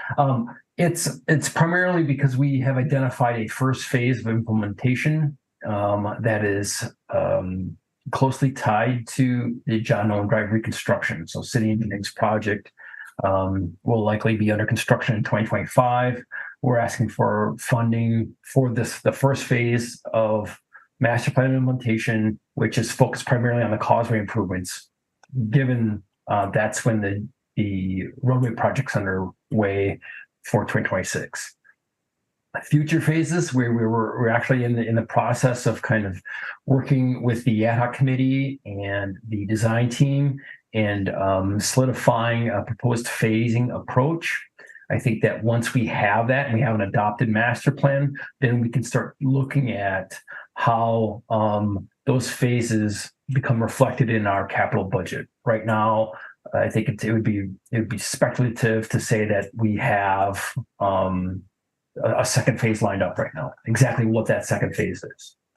So the intent here was to ensure that we had a marker on the horizon list, that we do anticipate future requests for master plan implementation, but at the moment, until we have an adopted plan and a solidified approach on how those phases will move forward, we're not including funding in the SIP beyond that first phase. So perhaps my hang-up, might appreciate that, Mike, thank you. Perhaps my hang-up is the phrase in the horizon list is Lake Monona waterfront initial phases, plural.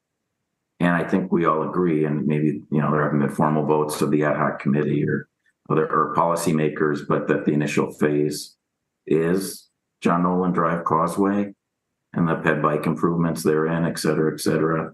Correct. Yes, that language could be cleaned up. Yeah. It could be, we could add secondary, tertiary, but I don't like the word phases anymore on this project at all. But yes, it's a good point, Alder Revere, that first phase of construction is included in the 26 CIP. As another note there, and I know I've had this conversation with a couple of folks and advocates and friends. They've asked about the lack of, again, on that one, private funding. We're in a conversation around governance and the future long-term hopeful partnership of a nonprofit organization, similar to Olbrich, as we talked about. We'd like to cultivate another great partner. In the Lake Monona waterfront arena, we anticipate by the time we submit for the actual construction to have that lined up. And this also alludes a little to what I said earlier about TIF and sequencing there. There are TIF plans that incorporate investments.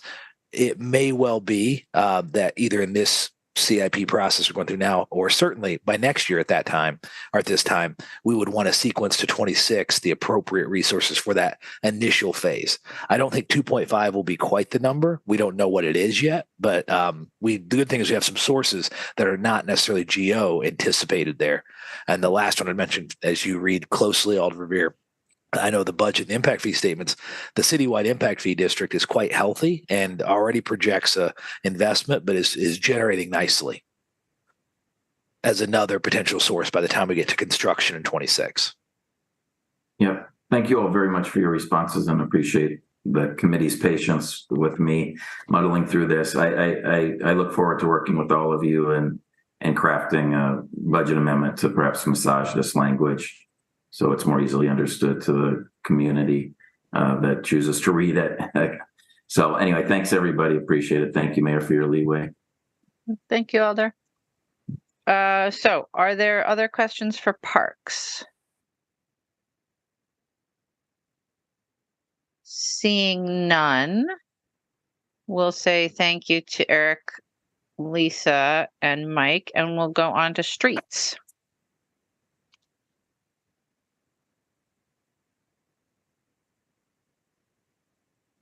Good evening, everyone. Charlie Romine, Streets and Urban Forestry Superintendent. I try not to make too many promises, but I promise this will be shorter than parks. As we get started here, just a couple quick reminders.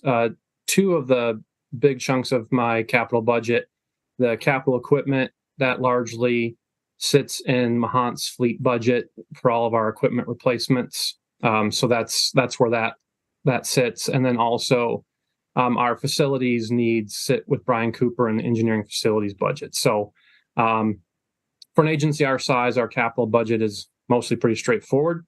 And so you see the list of priorities on the right. I'm not big on reading slides. I will touch on our Far West South Point facility. I would say the change in our capital budget this year is really moving the planning for that up a year. So currently in the adopted SIP, you would see the planning in 26 and construction to begin in 27. For now, that construction continues to reside in 2027. That may or may not change in the future, but the planning has been moved up to 25. The rationale for that is really to aid in co-locating other agencies within existing streets facilities. I think it is probably counterintuitive to think that building a large public works facility on the far west side of the city can potentially solve so many issues in the middle of the city. But really what that does is allow us to look at our Sycamore facility on the east side, certainly our Badger Road facility, which is really centrally located in the city, and perhaps vacating space out of those buildings to make room for our other sister city agencies that really need some space and quick access to the more midtown, downtown type area. And so we want to look at that really hard as part of that study in 2025. So that study is not just a matter of what does the building look like, how many big parking spaces for heavy equipment, small parking spaces, how many electric bays do we need, that sort of thing, but really includes a hard look at where our agency needs are for primarily operations and maintenance type folks to have access to the center part of the city as we would vacate some of our space at Sycamore and especially Badger to that far west facility. So that's really the need and the rationale. I think it's a strong rationale for moving that planning up to 25. Some of you are probably aware that there's quite a few needs from some of our agencies to have locations or new locations kind of central to the city. Otherwise, we're looking at getting a salt and sand storage building out on the far east side. I know that's super duper exciting for everybody, but it is a necessity. The building we have is really struggling. There's a picture there on the bottom of the screen, and yes, that is daylight coming through. Where there is daylight, there's water that comes through. Water and salt do not mix when they're in storage. So that's just some of our needs really quickly. The last thing I would mention is street trees. Our funding for that right now is staying flat. There is a possibility in future SIPs we're going to have to start bumping that up. As with seemingly everything, trees are getting more expensive. However, we are using some funding from prior capital budgets. Next year, we are going to start growing some of our own to see if we can hold some of those costs down, get a good, healthy product that will be easier on our employees and have a better, an improved mortality rate than really what we have now, where trees are from the nurseries. They sit with us for a few weeks to a month, and then we transplant them again. So that might be a new initiative. So in the coming budgets, you might see something, related to that. But really, the Far West South Point is the major adjustment in our capital budget. That's all I have. Thank you, Charlie. Questions for streets and urban forestry? Alder Verveer. Thank you. I can't resist, Mayor. Thank you, Charlie. Charlie, I know that technically should be asking Brian Cooper this perhaps, but could you give us an update on where things are at with Olin Avenue transfer point waste drop-off site? And last I heard from Randy's last update, he thought it would be going out to bid shortly. I don't know if that's still happening soon. If it's happened, if you could give us an update, please, on the timing of that project. Sure. The most recent I have is that we are expecting the new and improved plans that incorporate all the many stormwater needs on the site and future site needs, including our electric low-speed grinder, some changes for the use of the site in October, so that we would be able be in time to go out to bid, such that we could still be in construction next year. That was accurate as of about 2 weeks ago. So unless something has changed in the last couple of weeks, that's my understanding. In October, we'll have plans to review, get something out, go into construction next year. So I don't know if Brian has anything more up to date.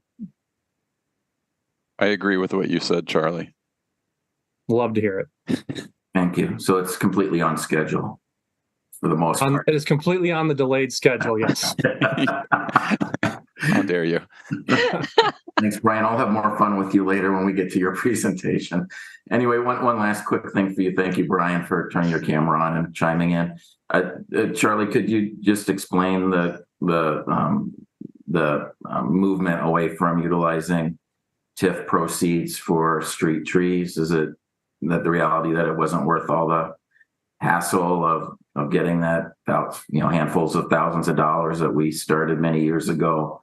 Was this something Ian Brown thought wasn't worth it, or what was the rationale for not assuming any more TIF money? Sure. I want to. I probably should do a little more research before giving you a definitive answer. I can say that we have not had an issue with coming up with the appropriate number of dollars to plant the trees that we need.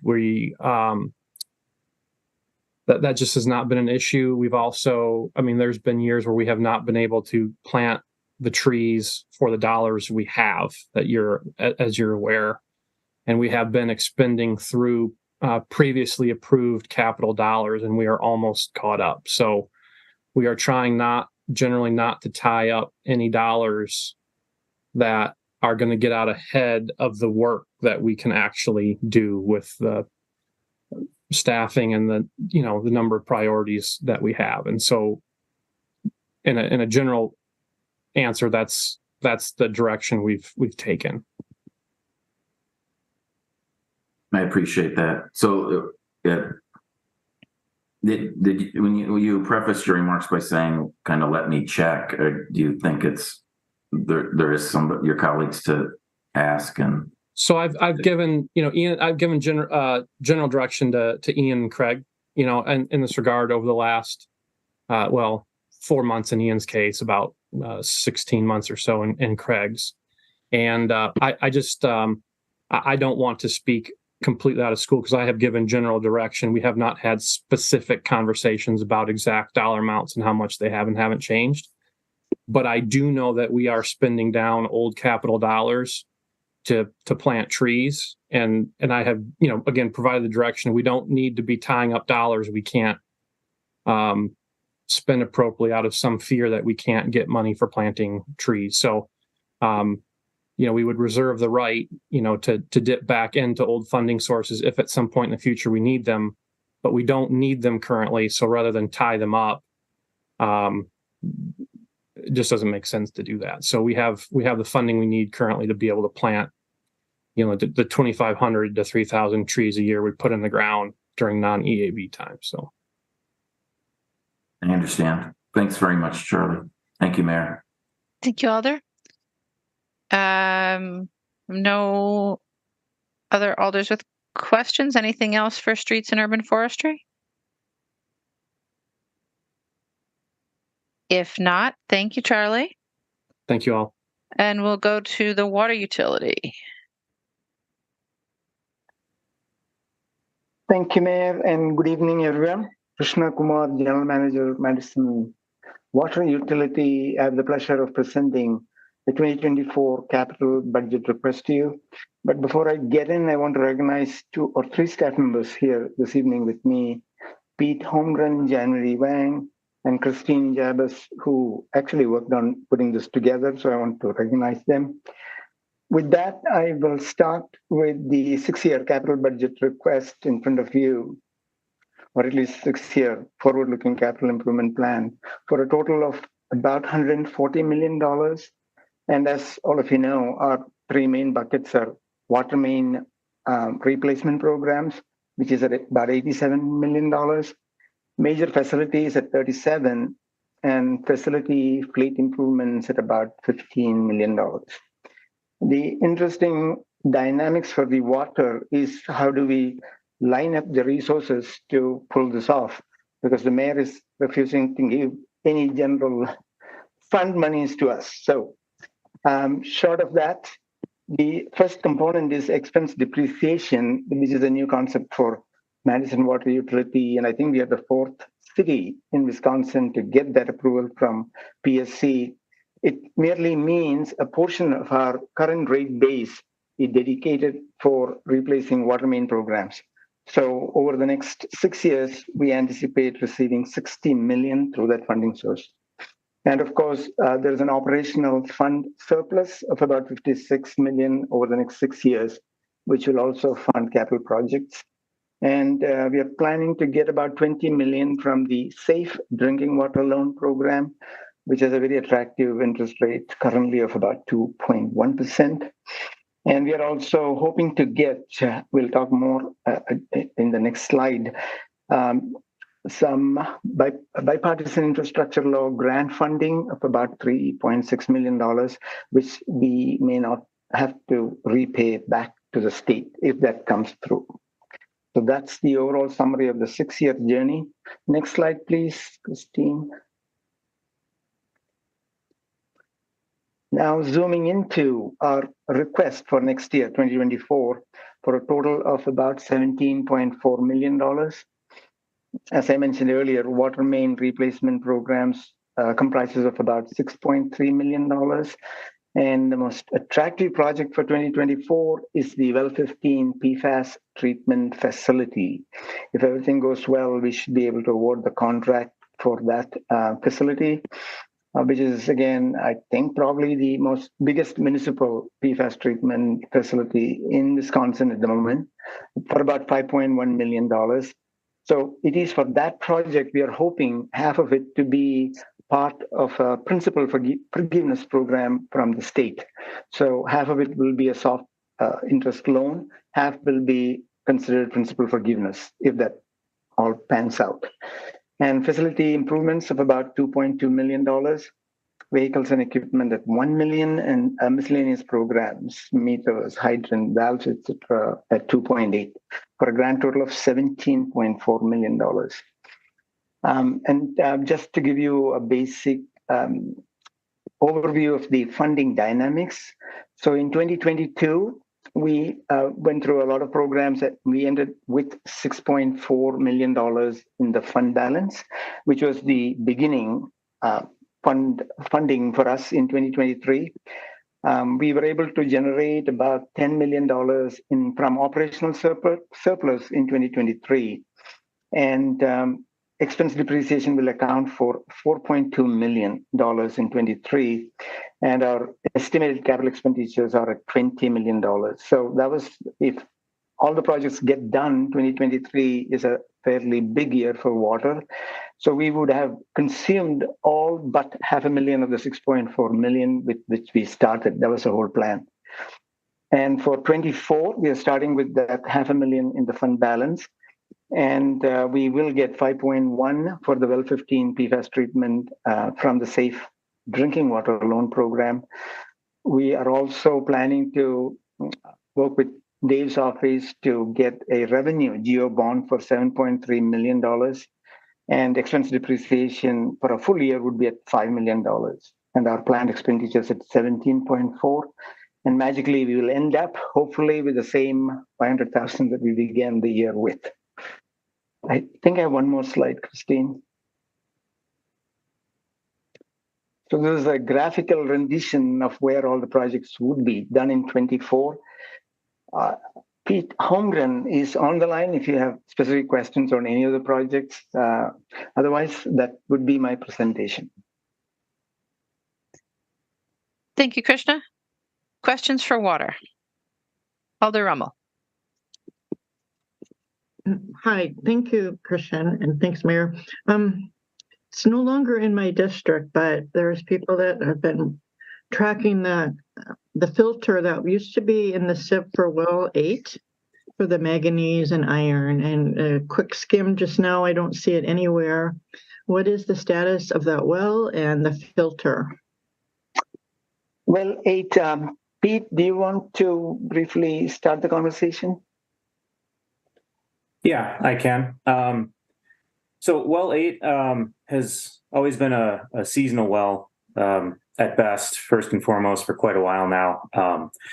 We've refrained from using it. I can't remember since how long at this point. And with the work we're doing at well 15 to get that up and running soon, we don't see a short-term need, as you noted, with it not being shown on our 6-year plan here to put the filter on well 8 at this time. So with well 15 hopefully up in a couple of years, that should adequately supply the zone, and then we'll ultimately decide on the long-term future of well 8 from there.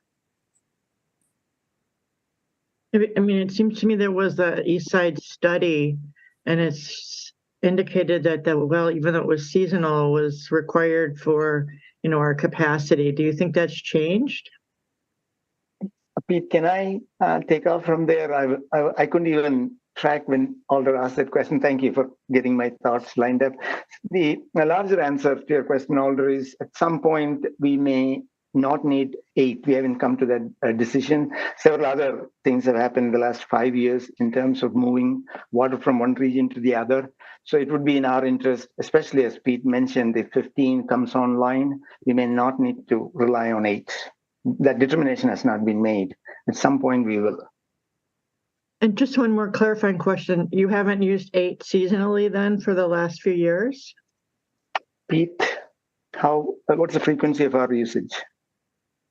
I'll have to double check the pumping records. I can follow up with you directly, but I believe it has not been utilized in at least the last couple of years, which includes, of course, the period of time since 2019 that well 15 has been down while we treat it for PFAS.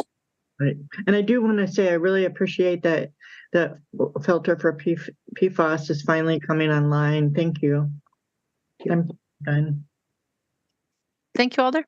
Other questions for water? All right. If not, thank you, Krishna. Thank you, Pete. Thank you. Have a great one.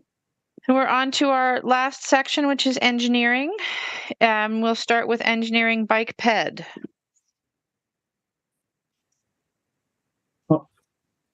All right. Thanks, everyone. My name's Chris Pedikowski. I'm with City Engineering, Assistant City Engineer, and I'll be talking about ped bike and major streets today. So for bike ped major changes, we did our overall borrowing was above our target, but we tried to offset that by our major streets being below target. So you might notice that. And that is primarily due to our sidewalk program, which I'll explain in the next slide. But another change is we did remove the Safe Grants program. That was about $100,000 a year GO. And I'm not sure it's going to be needed due to our assessment policy change. I think we'll be able to just remove that program altogether. As far as some funding updates, we were able to utilize TIF funding for our Badger Rusk path due to the new South Madison TID. the Cap City Path segment 5 and 6, we were successful in securing federal funding from from the MPO for TAP funding, Transportation Alternatives funding. So that's good news, and we'll get that final segment there complete. And then Westtown Path Phase 2, we have $990K of federal funding now secured for our 2025 segment, and note that it's anticipated for 2028. And actually, in the past few weeks, we've been given the MPO board has recommended that 2028, segment for funding as well. So now it's looking very much like both of those segments will have their federal funds, which is great news. Next slide. So major changes. Again, we have that Cap City Path segment now funded, but due to the availability of the funding, we are proposing to move that project out to 2027. That was when WISTAT told us that that amount would be available. And for sidewalk program, you'll notice that's kind of had a larger increase. We were originally in the $2.5 million a year range, and now up about a little over $1 million a year. That is due to the new assessment policy, and where we are not assessing for new sidewalks or sidewalk repairs, and that is all coming out of a GEO funding at this time. Westtown Path Phase 2, I mentioned there's some timing changes based on when the federal funds are available. So that first moved to 25. We did add the federal funds.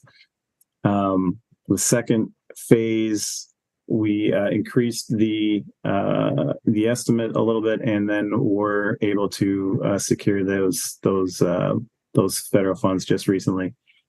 And lastly, Autumn Ridge Path, we proposed a modest increase of $500K due to our most recent estimate that is primarily due to steel costs involved in that bridge construction, and that is planned to bid out this fall. So we proposed an increase of $500K there. That's all I had for major changes, and available for questions. Thank you, Chris. Questions for engineering bike ped? Going once, going twice.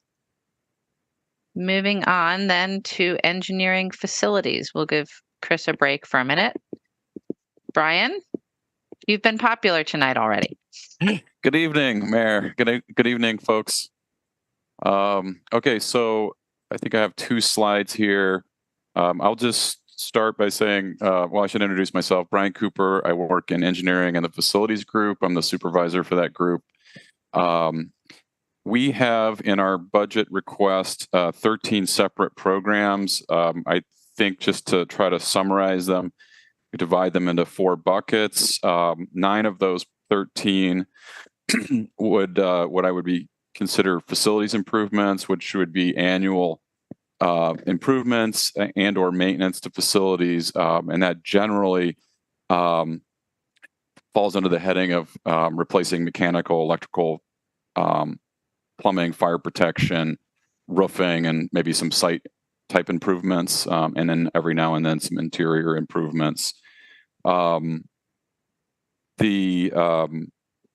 This year, you can see on this slide, we added to this to get up to 13. We added the Madison Municipal Building, and we also had CDD had transferred over the temporary shelter facilities and the senior center facility into the engineering facilities maintenance group. Excuse me. The next bucket, I would just call pure sustainability type work. We do sustainability in all our work, but next bucket has purely sustainability items, and that would be the EV charging infrastructure that we've worked out with Fleet to expand the EV charging throughout the city for city vehicles, city fleet vehicles, excuse me. And also the other category in that bucket would be energy improvements, and that's primarily solar PV installation to supply electricity to buildings as city facilities, as well as mostly the other item is mostly related to LED lighting replacement at city facilities. We do anticipate, I should mention, in the next 6 years that we should get somewhere in the range of 7.8 million in a number of different federal sources, primarily through the IRA, Inflation Reduction Act, primarily for the solar PV installations. So there's a significant difference from when our request went in back in sort of April, May timeframe to now. Also, I just want to mention, because maybe not everybody knows, most of our solar PV installations are through our own city staff. It's not contracted out. It's through our own electricians that work in engineering. And also we have a trainee program called Green Power, in which we hire folks that you don't traditionally find in a lot of the construction industry, and they work throughout the summer, or well, I should say the construction season, being trained on how to work on all things electrical, but specifically solar.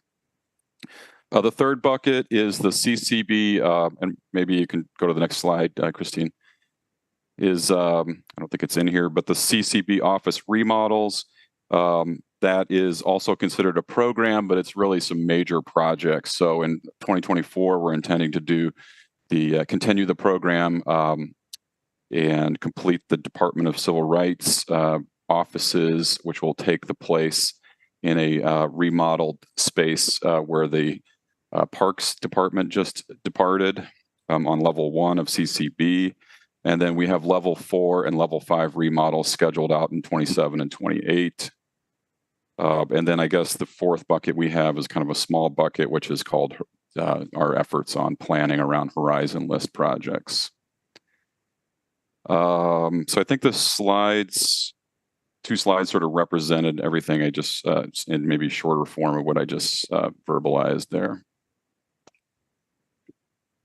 Thank you, Brian. Questions for facilities? Going once? Going twice? We've already asked Brian all of his questions. Alder Revere. Thank you, Mayor. No, I can always think of more questions for Brian. Thank you, Brian, for your assistance over the last 2 days, jumping in. I did want to just begin with kind of a point of information for everyone, going back to the conversation yesterday about Fire Station number 6 improvements. So I after I had to take leave for my neighborhood meeting, I did have the opportunity to watch the video of the rest of the meeting that I had missed. And several times it had referenced that the decision to not award a bid for Station 6 last year went to the Common Council and was approved by the council. I just wanted to confirm my understanding, Brian. Maybe the city engineer too wants to confirm, but my understanding is that if BPW makes a recommendation to not award, that those do not go to the Common Council. So for those yesterday that were wondering, why didn't we all see this on the Common Council agenda at some point last year? It was only Alders Foster and Halverson and the alder of the district, probably Alder Carter, that would have been in the know about it, unless you faithfully review BPW agendas, which I admit I try to do. And as I texted you last night, Brian, when you sent me the bid opening tab on your, sent me a screenshot of the bid opening tab last night, I was like, I responded to you, I can't believe I missed this on the BPW agenda. So I just wanted to make everyone aware, and correct me if I'm wrong, Brian. Is my understanding correct that if BPW makes a decision to not award a bid, those are not passed on to the council. They just kind of, they die at BPW. I admittedly do not know the answer to that. I'm hoping someone on here does know. Our wonderful city engineer has turned his camera back on. Hi, Jim. I am not 100% certain, but I'm pretty sure all the Verveer recollection of those is correct, that the board, if the board rejects bids, that it doesn't go to council to confirm that decision. It kind of gets sent back to staff to rebid the contract typically. Right. Thank you. So I just wanted to clarify that for everyone's benefit from last night. And then I did have Alder, I'm fairly certain though, this one took a convoluted process. I'm fairly certain it did go back to council to ask for more money.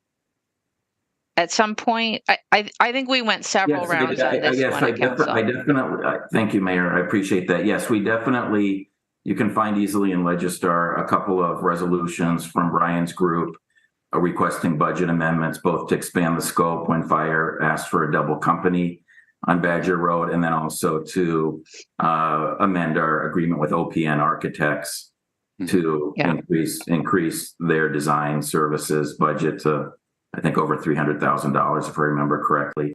So yes, those definitely went to the council. But in terms of the fact that some of us were totally surprised that no work had ever happened, or that we never awarded a bid, that I don't think ever went to us in any sort of communication, or including on a council agenda. We had agreed to fund it with, you know, a few more millions of dollars, and that was the last that I recall. Again, I don't mean to take the time. It was more just for folks' benefit that the decision to not award or to reject all bids, or if there's a single bidder or no responsive bidder, or they're all over budget, that those don't come to the council automatically.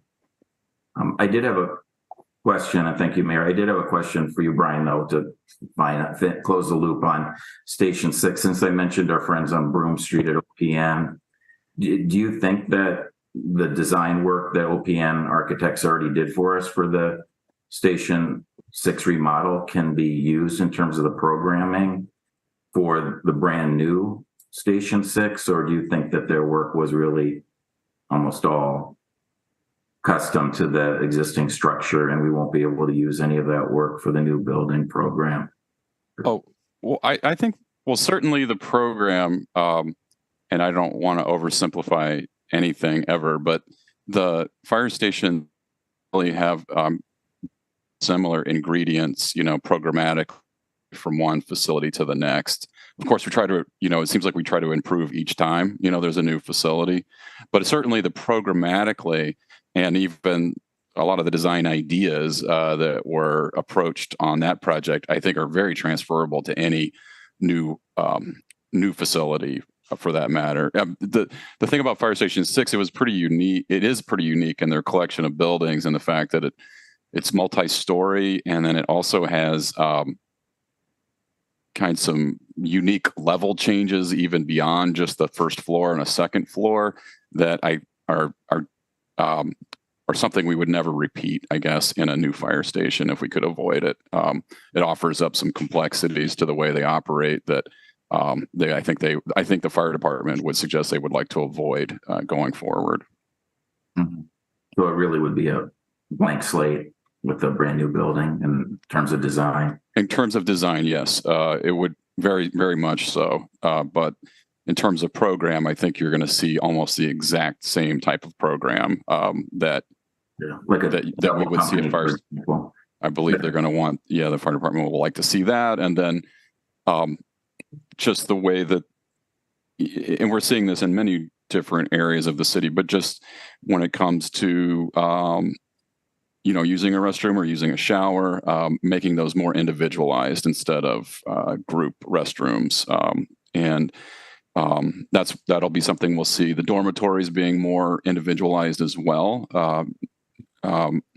to make everyone feel comfortable that they have a bit of space to consider their own when they're at their work. Yeah, I appreciate that. I was just getting curious if any of that money that we paid OPN would be able to be used in the future, but it sounds like most likely not much. So I'll just move on to my other area. I just wanted to ask you about, Brian, and that's for the CCB office remodels. Could you elaborate further on the $250,000 cost benefit analysis study for, as I understand it, future CCB office remodels? If you could elaborate on what exactly that is, and you know, for example, one thought I had when I read that was, we know that the 911 center is vacating level 1, or I think is what you call the floors or levels. But anyway, the first floor for their new building in the, I guess, town of Cottage Grove, soon to be attached to us someday. Is that part of this study, for example? Do we want to possibly ask the county for that space? Anyway, I'll let you answer. Yeah, I think any effort to utilize those funds, I guess the point of those funds in my mind, and there's others on this call that may have their own opinion, but would be to do a total cost of ownership analysis for the city of Madison in the city county building. Any effort to should be in coordination with the county, in my opinion. They do have a number. I don't think it's not clear that they have a defined or really focused reason or plan, I should say, to depart the city county building, but we are seeing some of the agencies depart for some of the same reasons that the city has, which are typically related to space needs and just better functioning operations for something like the 911 facility. We know of some other agencies or portions of agencies that are departing as well, but certainly any effort to look at the total cost of ownership has to be done in coordination with the Dane County facilities team and others from the Dane County institution. I've already had preliminary conversations with the county executive. And is the timing of this for sure going to happen in the new year? So you're saying, Mayor, that the county exec and their staff would be participating fully in the study at some point next year? I'd say that they're aware that we want to do it, and I think we're sort of in conversations at the staff level about what exactly it is and how they would participate, but I don't think there's any objection on their side. And we're not asking them to help fund the study. At this point, no. Yeah. Okay. All right. Well, thank you. Thank you both for the information. Appreciate it. And thanks again, Brian, for your help. Thank you. You're welcome. Thank you. Thank you, Alder. Are there additional questions for facilities? If not, we will bring Chris back and go on to engineering major streets. All right. So engineering major streets, major changes. So overall, we did adjust our 24 to 29 borrowing below the target to offset when I mentioned before the ped bike being above the target, match those out.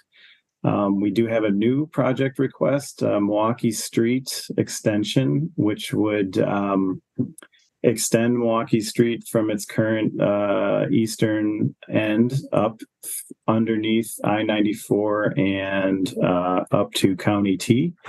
As recommended in the neighborhood plan, this would be was anticipated to align just in case if the when Tom mentioned his potential interchange projects that we're working on, this would likely be a city cost to get that street up through that area.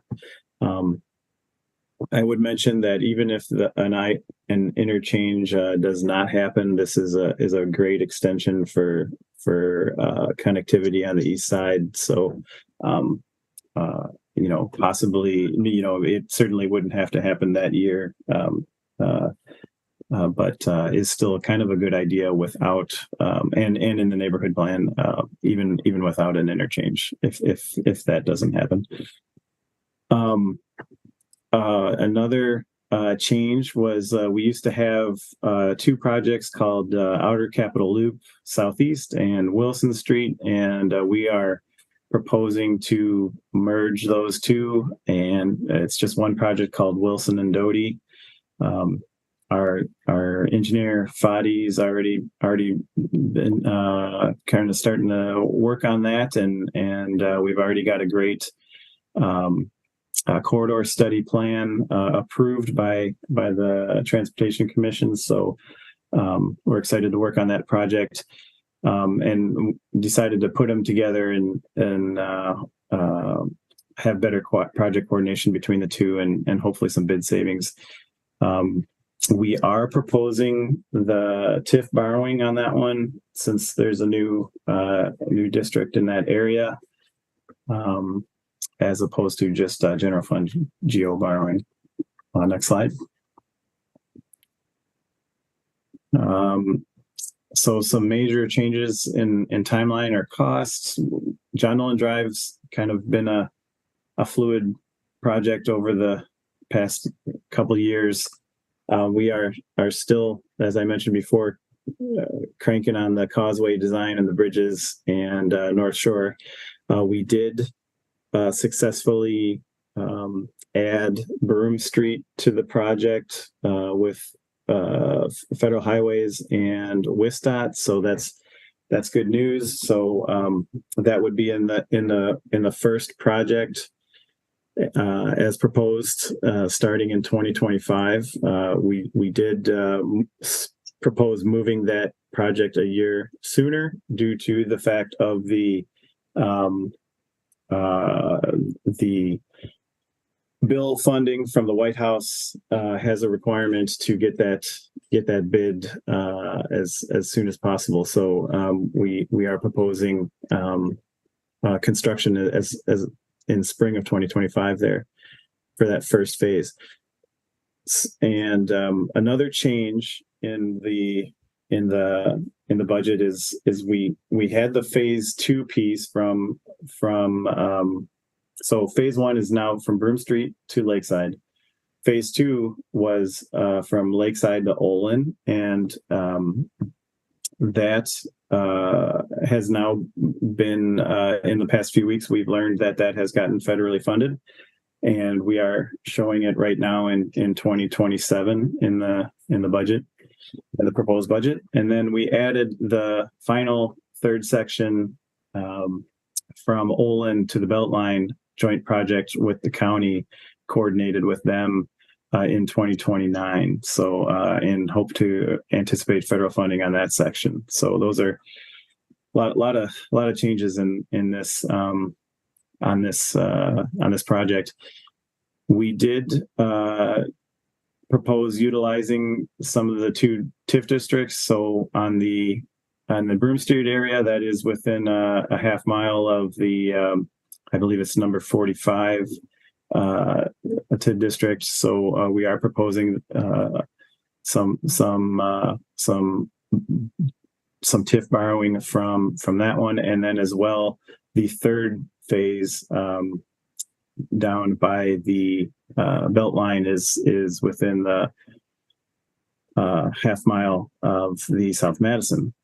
So proposing that TIF borrowing. Some other maybe a little smaller changes is on the bridge repair program. We proposed a modest increase just to keep up with inflation and allowing us to do some minor bridge repairs each year. And as well as on the Reconstruct Streets program, are proposing a slight increase there to keep up with inflation as well, and keep that program keep a number of streets going in that program. Park Street was in our budget last year, but we reduced the GO portion, which would have been our local match to the state for that project. For the reason we reduced that was the street work is now proposed in Tom's BRT project, and we would like to we're proposing to pull all that work together within the BRT project, and that so that we didn't need this 600K GO, and I think it was in 2026. That's all the changes, and available for questions. Thank you, Chris. Questions on major streets? Going once. Alder Verveer. Thank you, Mayor. Thank you, Chris. And again, thank you, Chris, for all your hard work, especially on John Nolan Drive. It's really wonderful that we made so much significant progress. I promise I'm taking that conversation offline. And my question is actually about West Washington Avenue. Oh, sure. Yep. Am I correct? Are the couple blocks of West Wash that we have not reconstructed in the last decade, both under reconstruction streets and the 24 executive capital budget? So I was just looking here. I forgot. I think that one was in pavement management. Yeah, I didn't know, but I know that it needs utility work. I don't know if you consider it resurfacing with utilities or reconstruction. And to confirm that it definitely is a 24. Yeah, I'm sorry. I thought it was in the text, but I don't see it in there. But yeah, it is in our list, and it is funded. So that would be from Broome up to Henry, and then one block of Henry. Yeah, I think isn't it to the outer ring? I thought we needed to redo 2 blocks. Yeah, so and that's why the traffic signal at Henry and West Wash that was installed in the last year was we don't need that entire block resurfaced, but yes, we will get all the portions that weren't done with the outer ring project done up to the outer ring. Yeah, thank you. That's my understanding. Going back to Rob Phillips telling us we have to get it done. And as it relates to that, I just wanted to confirm, because I can't tell since there's so many projects, and whether it's pavement management or reconstruction streets that have non-geo borrowing and listed in the budget presentation. Are you planning to use TID 45 borrowing for that? Because in case you weren't aware, a portion of that is in TID 45. And if you use half mile rule, all of it, of course, is in TID 45, like you're planning for John Nolan Drive. So I just wanted to bring that to your attention. If you don't know off the top of your head, that's fine. You can get back to me. Yeah, I don't think I did, but I will work with Christine and Matt Mikolajewski's staff to see if we can get that done. See if we can do a budget amendment. Yeah, again, it would be TID 45 borrowing because we don't have cash there. Yep. Okay, great. Thanks for everything, Chris. Thank you, Mayor. Thank you, Alder. Other questions for major streets? Okay. Thank you, Chris. Thank you. you. We have engineering other projects.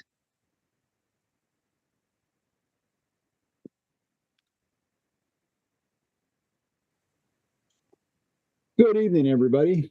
Greg Fries from engineering. I'll just wait till my slide comes up.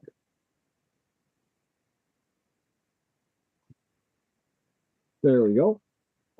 So this is a relatively small part of the engineering budget, and it has, I've said this before, it has a lot of things in it that don't fit other places, but there's really not a lot of changes from last year. The biggest change is the one right at the top.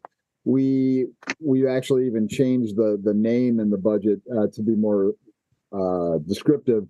We had been trying for years. If you go back a long way, we had right-of-way landscaping and trees, and that was largely to plant medians with trees and with planting beds.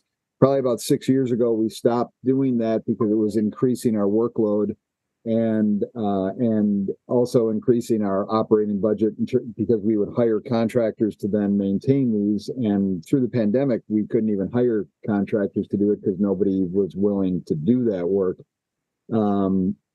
and or at least not many. And so we had also been trying to convert some of these convert turf medians to natives, and we've taken that out of the budget, and mainly because that work turned out to be a great deal more difficult than we had anticipated it to be. We tried several different methods over the course of 3 or 4 years, and none of them were what I would call very successful. There were varying degrees of success, but nothing that was the easy button, and nothing that was low maintenance in terms of getting these established. So working with the conversion over to streets, taking care of all of our medians instead of these being contracted out, we are going to leave the medians pretty much the way they are. And we've reduced this budget to $50,000 a year, which is basically for fence replacement. A lot of these medians have fences in them, and they are hit pretty much every year in the winter.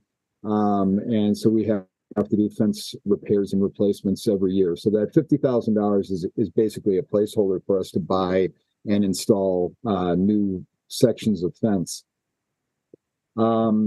Everything else is pretty minor. We moved out both a waste oil site, and we moved out a warning siren. Bumped them all out a year because we work with Dane County Emergency Management on the warning sirens, and they have not identified any weakness in our system that we would need to fill. And waste oil, we're building a new site this year at Olin near the transfer site. Coordinated with Charlie, and eventually we may need a new far west site, but that's a ways out. So we will have our near west, I'll call it, site and central site back up later this year. So with that, if you have any questions, I'll be happy to answer. Thanks, Greg. Questions on the engineering miscellany? Alder Verveer. As always, thank you, Mayor. Thank you, Greg. Quick question. Do you have an update from Carissa, or that you know on your own, as to what the status is of the Monona Terrace medians that you expected me to ask about, that I've been suffering? I did indeed, summer front with, you know. So the answer to that question is they are still going to plant it this fall. It's under contract. They just couldn't get the plants. So they contracted directly with I don't know what the right word is, a greenhouse, to grow the plants. They're still going to plant them this fall. So they will get that done yet this year. That is still in the works. They just couldn't get the plants this spring. Yes. I was thinking the planting would be this summer, but obviously it's soon fall. So but it'll definitely, they have them in hand now, and we definitely will see some plantings there. Yep, there will be plantings yet this fall. That is absolutely correct. Okay, thanks very much. You bet. Thank you, Mayor. Thank you, Alder. Other questions for other projects? If not, we'll go on to the sewer utility. Thank you, Greg. I'm Mark Motor from the sewer utility, from city engineering, representing the sewer utility. I'm a principal engineer in this section. Going through the budget, the goal of our utility is to generally, as we grow as a utility, to continue to maintain service to our customers. And we continue to do that. We are averaging significantly below national averages as far as the backups are concerned. We have 8 backups so far in 2023, which is great. We were early 90s. We're in the high 300s, so we're in great shape as far as that's concerned. I give all the credit to our operations crews, who do an incredible job keeping up with maintenance and keeping us, letting us know when there's problems any place in the system, so that we know where to target our projects. Overall, our funding is consistent with the 2023 CIP. There isn't a significant amount of changes. We've really what we focused on is more or less meeting our borrowing targets as a whole, and a lot of our work is included with the overall street projects. So a lot of the street projects, a lot of our budget is actually included with those budgets. So if a project is added in the street budget, we also include our work is included, and it also happens that if the project is removed, then those funds they're not used if we don't necessarily pursue the project. So generally what we've done is we've shifted, what we do is we evaluate each one of our the sewers that are selected, or each of the streets that are selected for projects, and we go through and more or less determine whether or not that there's any problems with the infrastructure. And as has been the case in past years, a lot of the projects did not need sewer replacement. We were able to do it with cheaper solutions, with either trenchless solutions where we install a liner in the main, or where we don't necessarily have to do replacements, and sometimes they're just in great shape. And so that, from that standpoint, we definitely want to go through. We televise everything. Want to make sure that we have that the sewer is in good shape before we put new asphalt down. But that's kind of how we end up being able to shift funding within our overall budget. So where we ended up where we are spending more money on projects is on the lift station budget. Each one of the lift stations, I increased $100,000 to $150,000 just because our budgets are coming in a lot higher than what we were expecting when we originally put these. We started going these out years with our budget several years back, and we also increased funding to our sewer reconstruction program from $500,000 because there's a development on East Washington Avenue for the Gardner's Bakery. And when we looked into investigating where our sewer was at as far as operating, as it crosses Highway 30, we discovered that it was actually operating at a really high level, and which made sense for us to pursue a city infrastructure project. Next slide, please. Other major changes, we have the impact fee districts. We've been more or less just shift away when the timing of the projects. The Fallon was shifted from 2024 to 2026. We also added a transit-oriented development overlay zoning impact fee, which is more or less we have the new bus, the BRT, Bus Rapid Transit. We want to have the ability to study and more or less determine whether we've got some infrastructure needs, because we expect that there's going to be significant development on those corridors. So that is what that particular item is within the impact fee.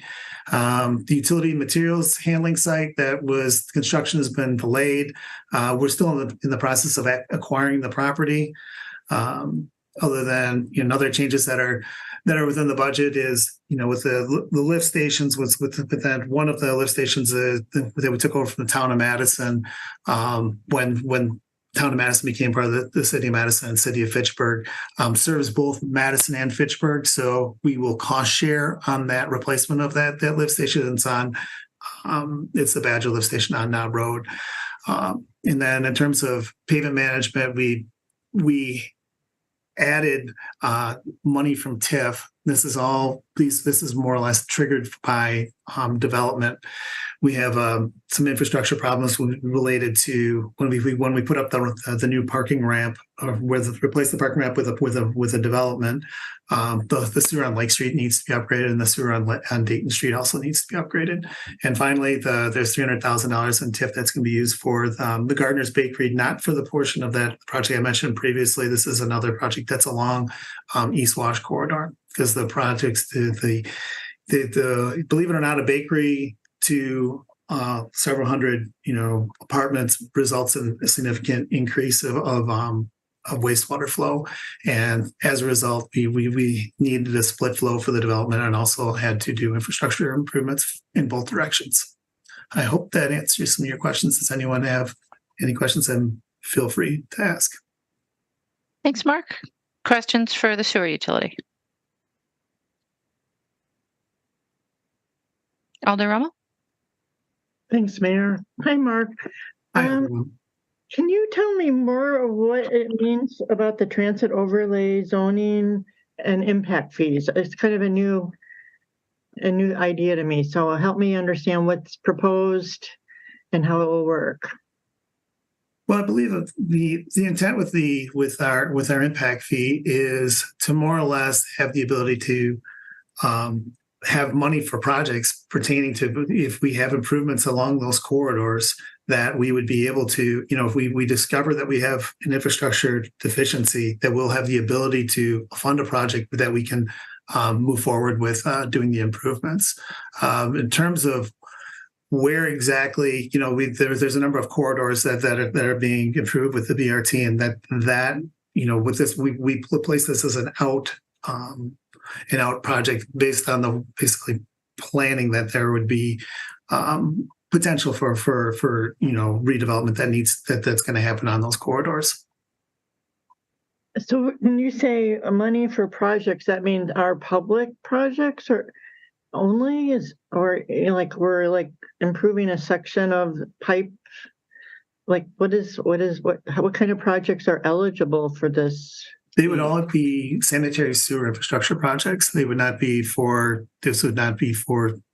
bus related. This would not be related to sidewalk or any type of, any other, pavement related. It would just be related for sewer infrastructure improvements. See, what happened to a lot of the East Washington corridor, just looking in particular where we ran into the Gardner's Bakery problems with our pipe being undersized, is we have a lot of single family development. And then when you end up putting in development where you have 800 units, you end up with the sewers need to be upgraded. And in terms of where you actually fund it, we're funding those particular two projects with TIP because they end up being regional interceptors where in other words, we have a sewer that's larger than 15 inches in diameter, which is a real large pipe when it comes to sanitary. But we're, basically our focus is basically just purely on infrastructure improvements that it would be necessary for in order to move forward with the development. I guess I have a reason for asking, as I learned from a developer that they're being asked to connect larger pipes from their project to something on East Washington. Are we asking private developers to carry some of this cost? And how do we only do it for their project site, or are we expecting them to make connections to wherever the right size pipe is? That's a great question. I appreciate it. What the development you're talking about is the Strauch and Irwin fence, I believe. But what happens there is our focus in terms of whether we use TIF funding would be all 100% based upon whether it's a regional sewer interceptor.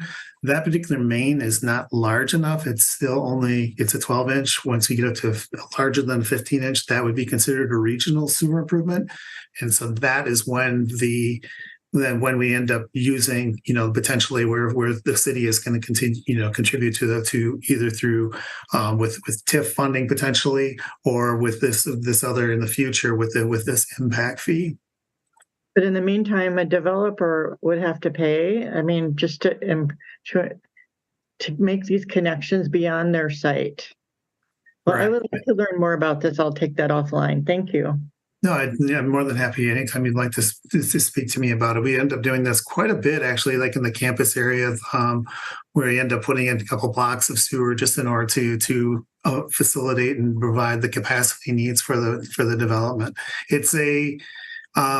It really becomes, it's very location based, whether there's needs for infrastructure improvements. It's kind of a cost of doing development. When possible, we try to bid potential projects that would, if we have infrastructure problems that are actually deficiencies in our system that are maintenance related, the city will come in and say that, okay, we will also bid a municipal project because our sewer is in very poor condition, and it's not just the capacity of the sewer is in bad infrastructure, in that we need to actually do a replacement, and then we basically have a potential for a cost share. We figure, well, this is what the sewer is going to cost in terms of to install a liner within our trenchless solution into the sewer main, and we will contribute up to what that would cost, and we also do different arrangement, different possibilities for depending on what the individual street is. If a street actually ends up being one that's in really poor condition that needs to be redone because of the curb and the pavement's also in bad condition, there may be a cost share with the developer in order to do the sewer improvements. I guess, I mean, you're kind of in the weeds, and I will follow up so I'm in their weeds with you, but on those Absolutely. like 30,000 foot level, I would like, we have a transit overlay district where we're saying this is where growth happens, but we might not, I guess for all my fellow alders, we might not have the capacity already existing. And how does that get paid for? How do we, grow the sewerage possibilities, if you will? And I think that's something we should start noticing as a cost of development. So thank you for that. No, I appreciate it. It was a very good question. Thank you, Alder. Alder Latimer Burris. Yeah, I guess it's a question can you hear me? Yes, I hear you. Okay, I guess that's a question to piggyback after Alder Rummel, and maybe I'll just join the in-depth deep dive. But real basic, when it comes to sewer and this fee, if we don't charge for it, and it needs to happen because the capacity is going to be increased. If we don't, who would pay for it if we don't charge for it? It's a backwards way of asking a question, but I hope you understand what I'm getting at. So I'm saying, who would pay for the cost if there wasn't this fee? Would we end up paying for it anyway? If there is, in terms of this impact fee? Yeah. Well, the impact fee is, it's an out-year project.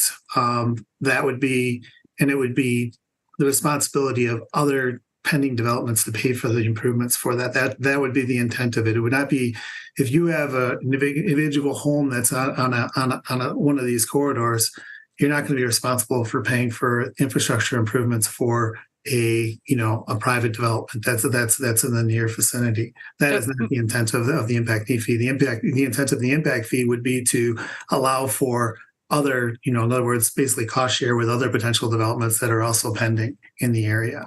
So there Mark, it might be useful to just talk about what happens now. Okay, what happens now? Yeah, currently what happens now is if a project is proposed, we will study to make sure that if there is in fact infrastructure improvements that are needed. What we will do is we notify the developer that is the case. We evaluate the condition of the pipe itself, and then we make a determination whether the costs would actually be 100% of the developer, or whether there would also be a city project that would potentially have other improvements beyond what the sewer would include.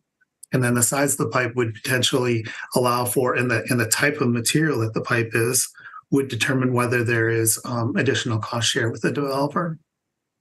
Okay, and I will come with Alder Marshall and go deep dive into it. I would assume that like a homeowner is not going to have a mega pipe, I would call. I mean, I don't know sizing of pipes, but sure, we wouldn't have super large pipes. It would be something that's on an industrial level or having a lot of people live there. So we'll take it offline. Thank you. I would maybe just like to add another little hit of general context. So generally right now, the policy and ordinance is that developers have to install the infrastructure to serve their development. Sometimes that requires sewer upsizing. And occasionally, a lot of times that's the first developer in a region with multiple possible developments, such as along the TOD, where the first one that comes in has to install the sewer to serve their development, but then other developers can kind of piggyback off of that and get served off of that new main that one developer paid to install. So what the idea with the impact fee is to take a look at potential development, so that cost is then shared across all of these properties that would likely be developing along the corridor, as opposed to just whoever the first one happens to be. Okay, so we'll take it up later, because then my first thought there is then if it's going to impact the neighborhood. Okay, if it impacts, let me not go into that rabbit hole. Let me just do it later. Thank you. Thank you, Alder. Are there other questions for sewer? All right, seeing none, we'll move on to stormwater. Thank you. Appreciate your time. Thank you, Mark. All right, good evening, everybody. Hopefully you can hear me. My name is Janet Schmidt. I'm with the Stormwater Utility, and tonight I will go over our budget. So the Stormwater Utility has 4 major programs. It has the citywide flood mitigation, stormwater quality, storm system improvements, and the street cleaning. What we did add for this budget request is we added 2 projects that weren't in the 2023 budget. We added the Warner Lagoon dredging and the Lower Badger Mill Creek pond. So both of these projects actually showed up in the 2023 request. We moved them into separate programs just because of the size of the projects. So the Warner Lagoon dredging is a project that has been, being asked for a long time.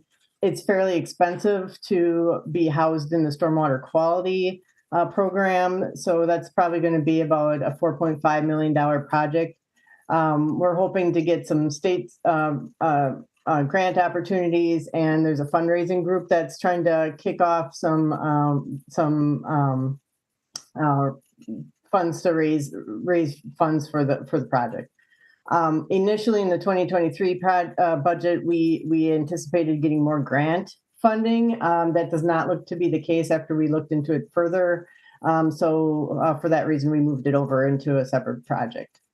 The Lower Badger Mill Creek Pond was actually in the citywide flood mitigation program, excuse me. We moved that into a separate project due to the size. It's about 1.8 million, but most of those funds are coming from impact fees. Next slide, please. So for the goals of the budget, we did stay within our 5% goal for the budget cycle for the programs, not including the 2 projects that we added. We did shift some of the funds around within these 4 programs due to some needs for different projects to move forward. So for citywide flood mitigation, we added 5.2 million from TID 46. That's going to help fund the Westtown Pond and the Regent Street Culvert project. We originally had Westtown Pond split between 2 programs. We moved that all to the citywide flood mitigation. Schrader Road flood mitigation, that was also in the 2023 budget. We added extra funding for that. We were hoping to get some FEMA funds for it, but it was not selected. I think we're going to try again to see if we're able to get those funds. But we did add extra money for it so we can move that one forward in 24. And then again, we did shift some funding around in 2026 and through 2028. Stormwater system improvements, that was a minor change. We did add an extra $150,000 for a project at Burroughs Park. Stormwater quality systems, again, we moved the Westtown Ponds. We shifted that over into the citywide flood mitigation because we're going to, it's just easier housing it under one program.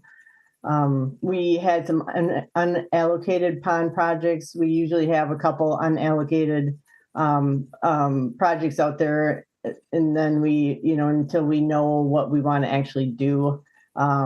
So we did drop one of those, and then we did move Warner Park dredging into a separate project and pushed out Hudson Park shoreline, which is really going to be an expensive project. We want to do a little bit of a study and feasibility study on that before we kick off a real project. Some of our pavement management and reconstruct streets projects, those are shown in the major streets that Chris presented on. Those projects are coming in pretty high, so we did end up adding extra money into them just because we're seeing higher prices with those types of projects, and the projects that are coming on board in the next couple of years have some flood mitigation components that we want to make sure that we get installed with those projects. So that's it in a nutshell. I'm happy to answer any questions. Thank you, Janet. Questions for stormwater? Alder Vitever. Okay, I'm going to display my ignorance on TIDs here. Is there any option for using some of the Regent Street TID to help offset the cost of the Regent Street culverts? So there's two culverts for Regent Street. There's a culvert at Regent and Kenosha that we're actually working on right now. And then there's a major Regent Street box culvert that is actively falling apart, that is not actually programmed yet. We don't know exactly what we're going to do for it. So we're hoping to use some of the Regent Street TIF funds for that. We've already had some discussions with Joe and Matt's group, and so they know about it. We're hoping to put a little placeholder in there, but it's not quite budgeted because we don't know exactly what the improvements are. But that's a great question. Other questions for stormwater?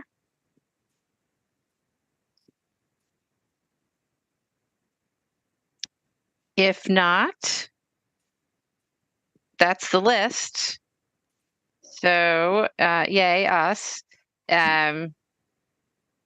Christine and or Dave, do you want to wrap up? I think what you need to do is refer this to the council meeting for a public hearing. Yep. Christine, if you had something to add, sorry. Oh, just a reminder that the deadline for initial drafts of amendments is next Wednesday. So if you're thinking about something, please reach out early, both to the budget analyst, or you can reach out directly to me if you're not sure who the analyst is, as well as the agency staff who are impacted, and we can help you flesh out the amendment and make sure that it's ready to go. And then everything will be published the following Friday. Right. Any questions for Christine or the finance staff? If not, then I'd entertain a motion to refer item 17 to the council for a public hearing. Move to refer. Second. Moved and seconded to refer. Is there any objection to recording a unanimous vote in favor of referral? Seeing no objection, the item is referred. I'd entertain a motion to adjourn. Move to adjourn. Is there a second? President Curry will second. Is there any objection to recording a unanimous vote in favor of adjournment? Seeing no objection, we are adjourned. Thank you all. Have a good night.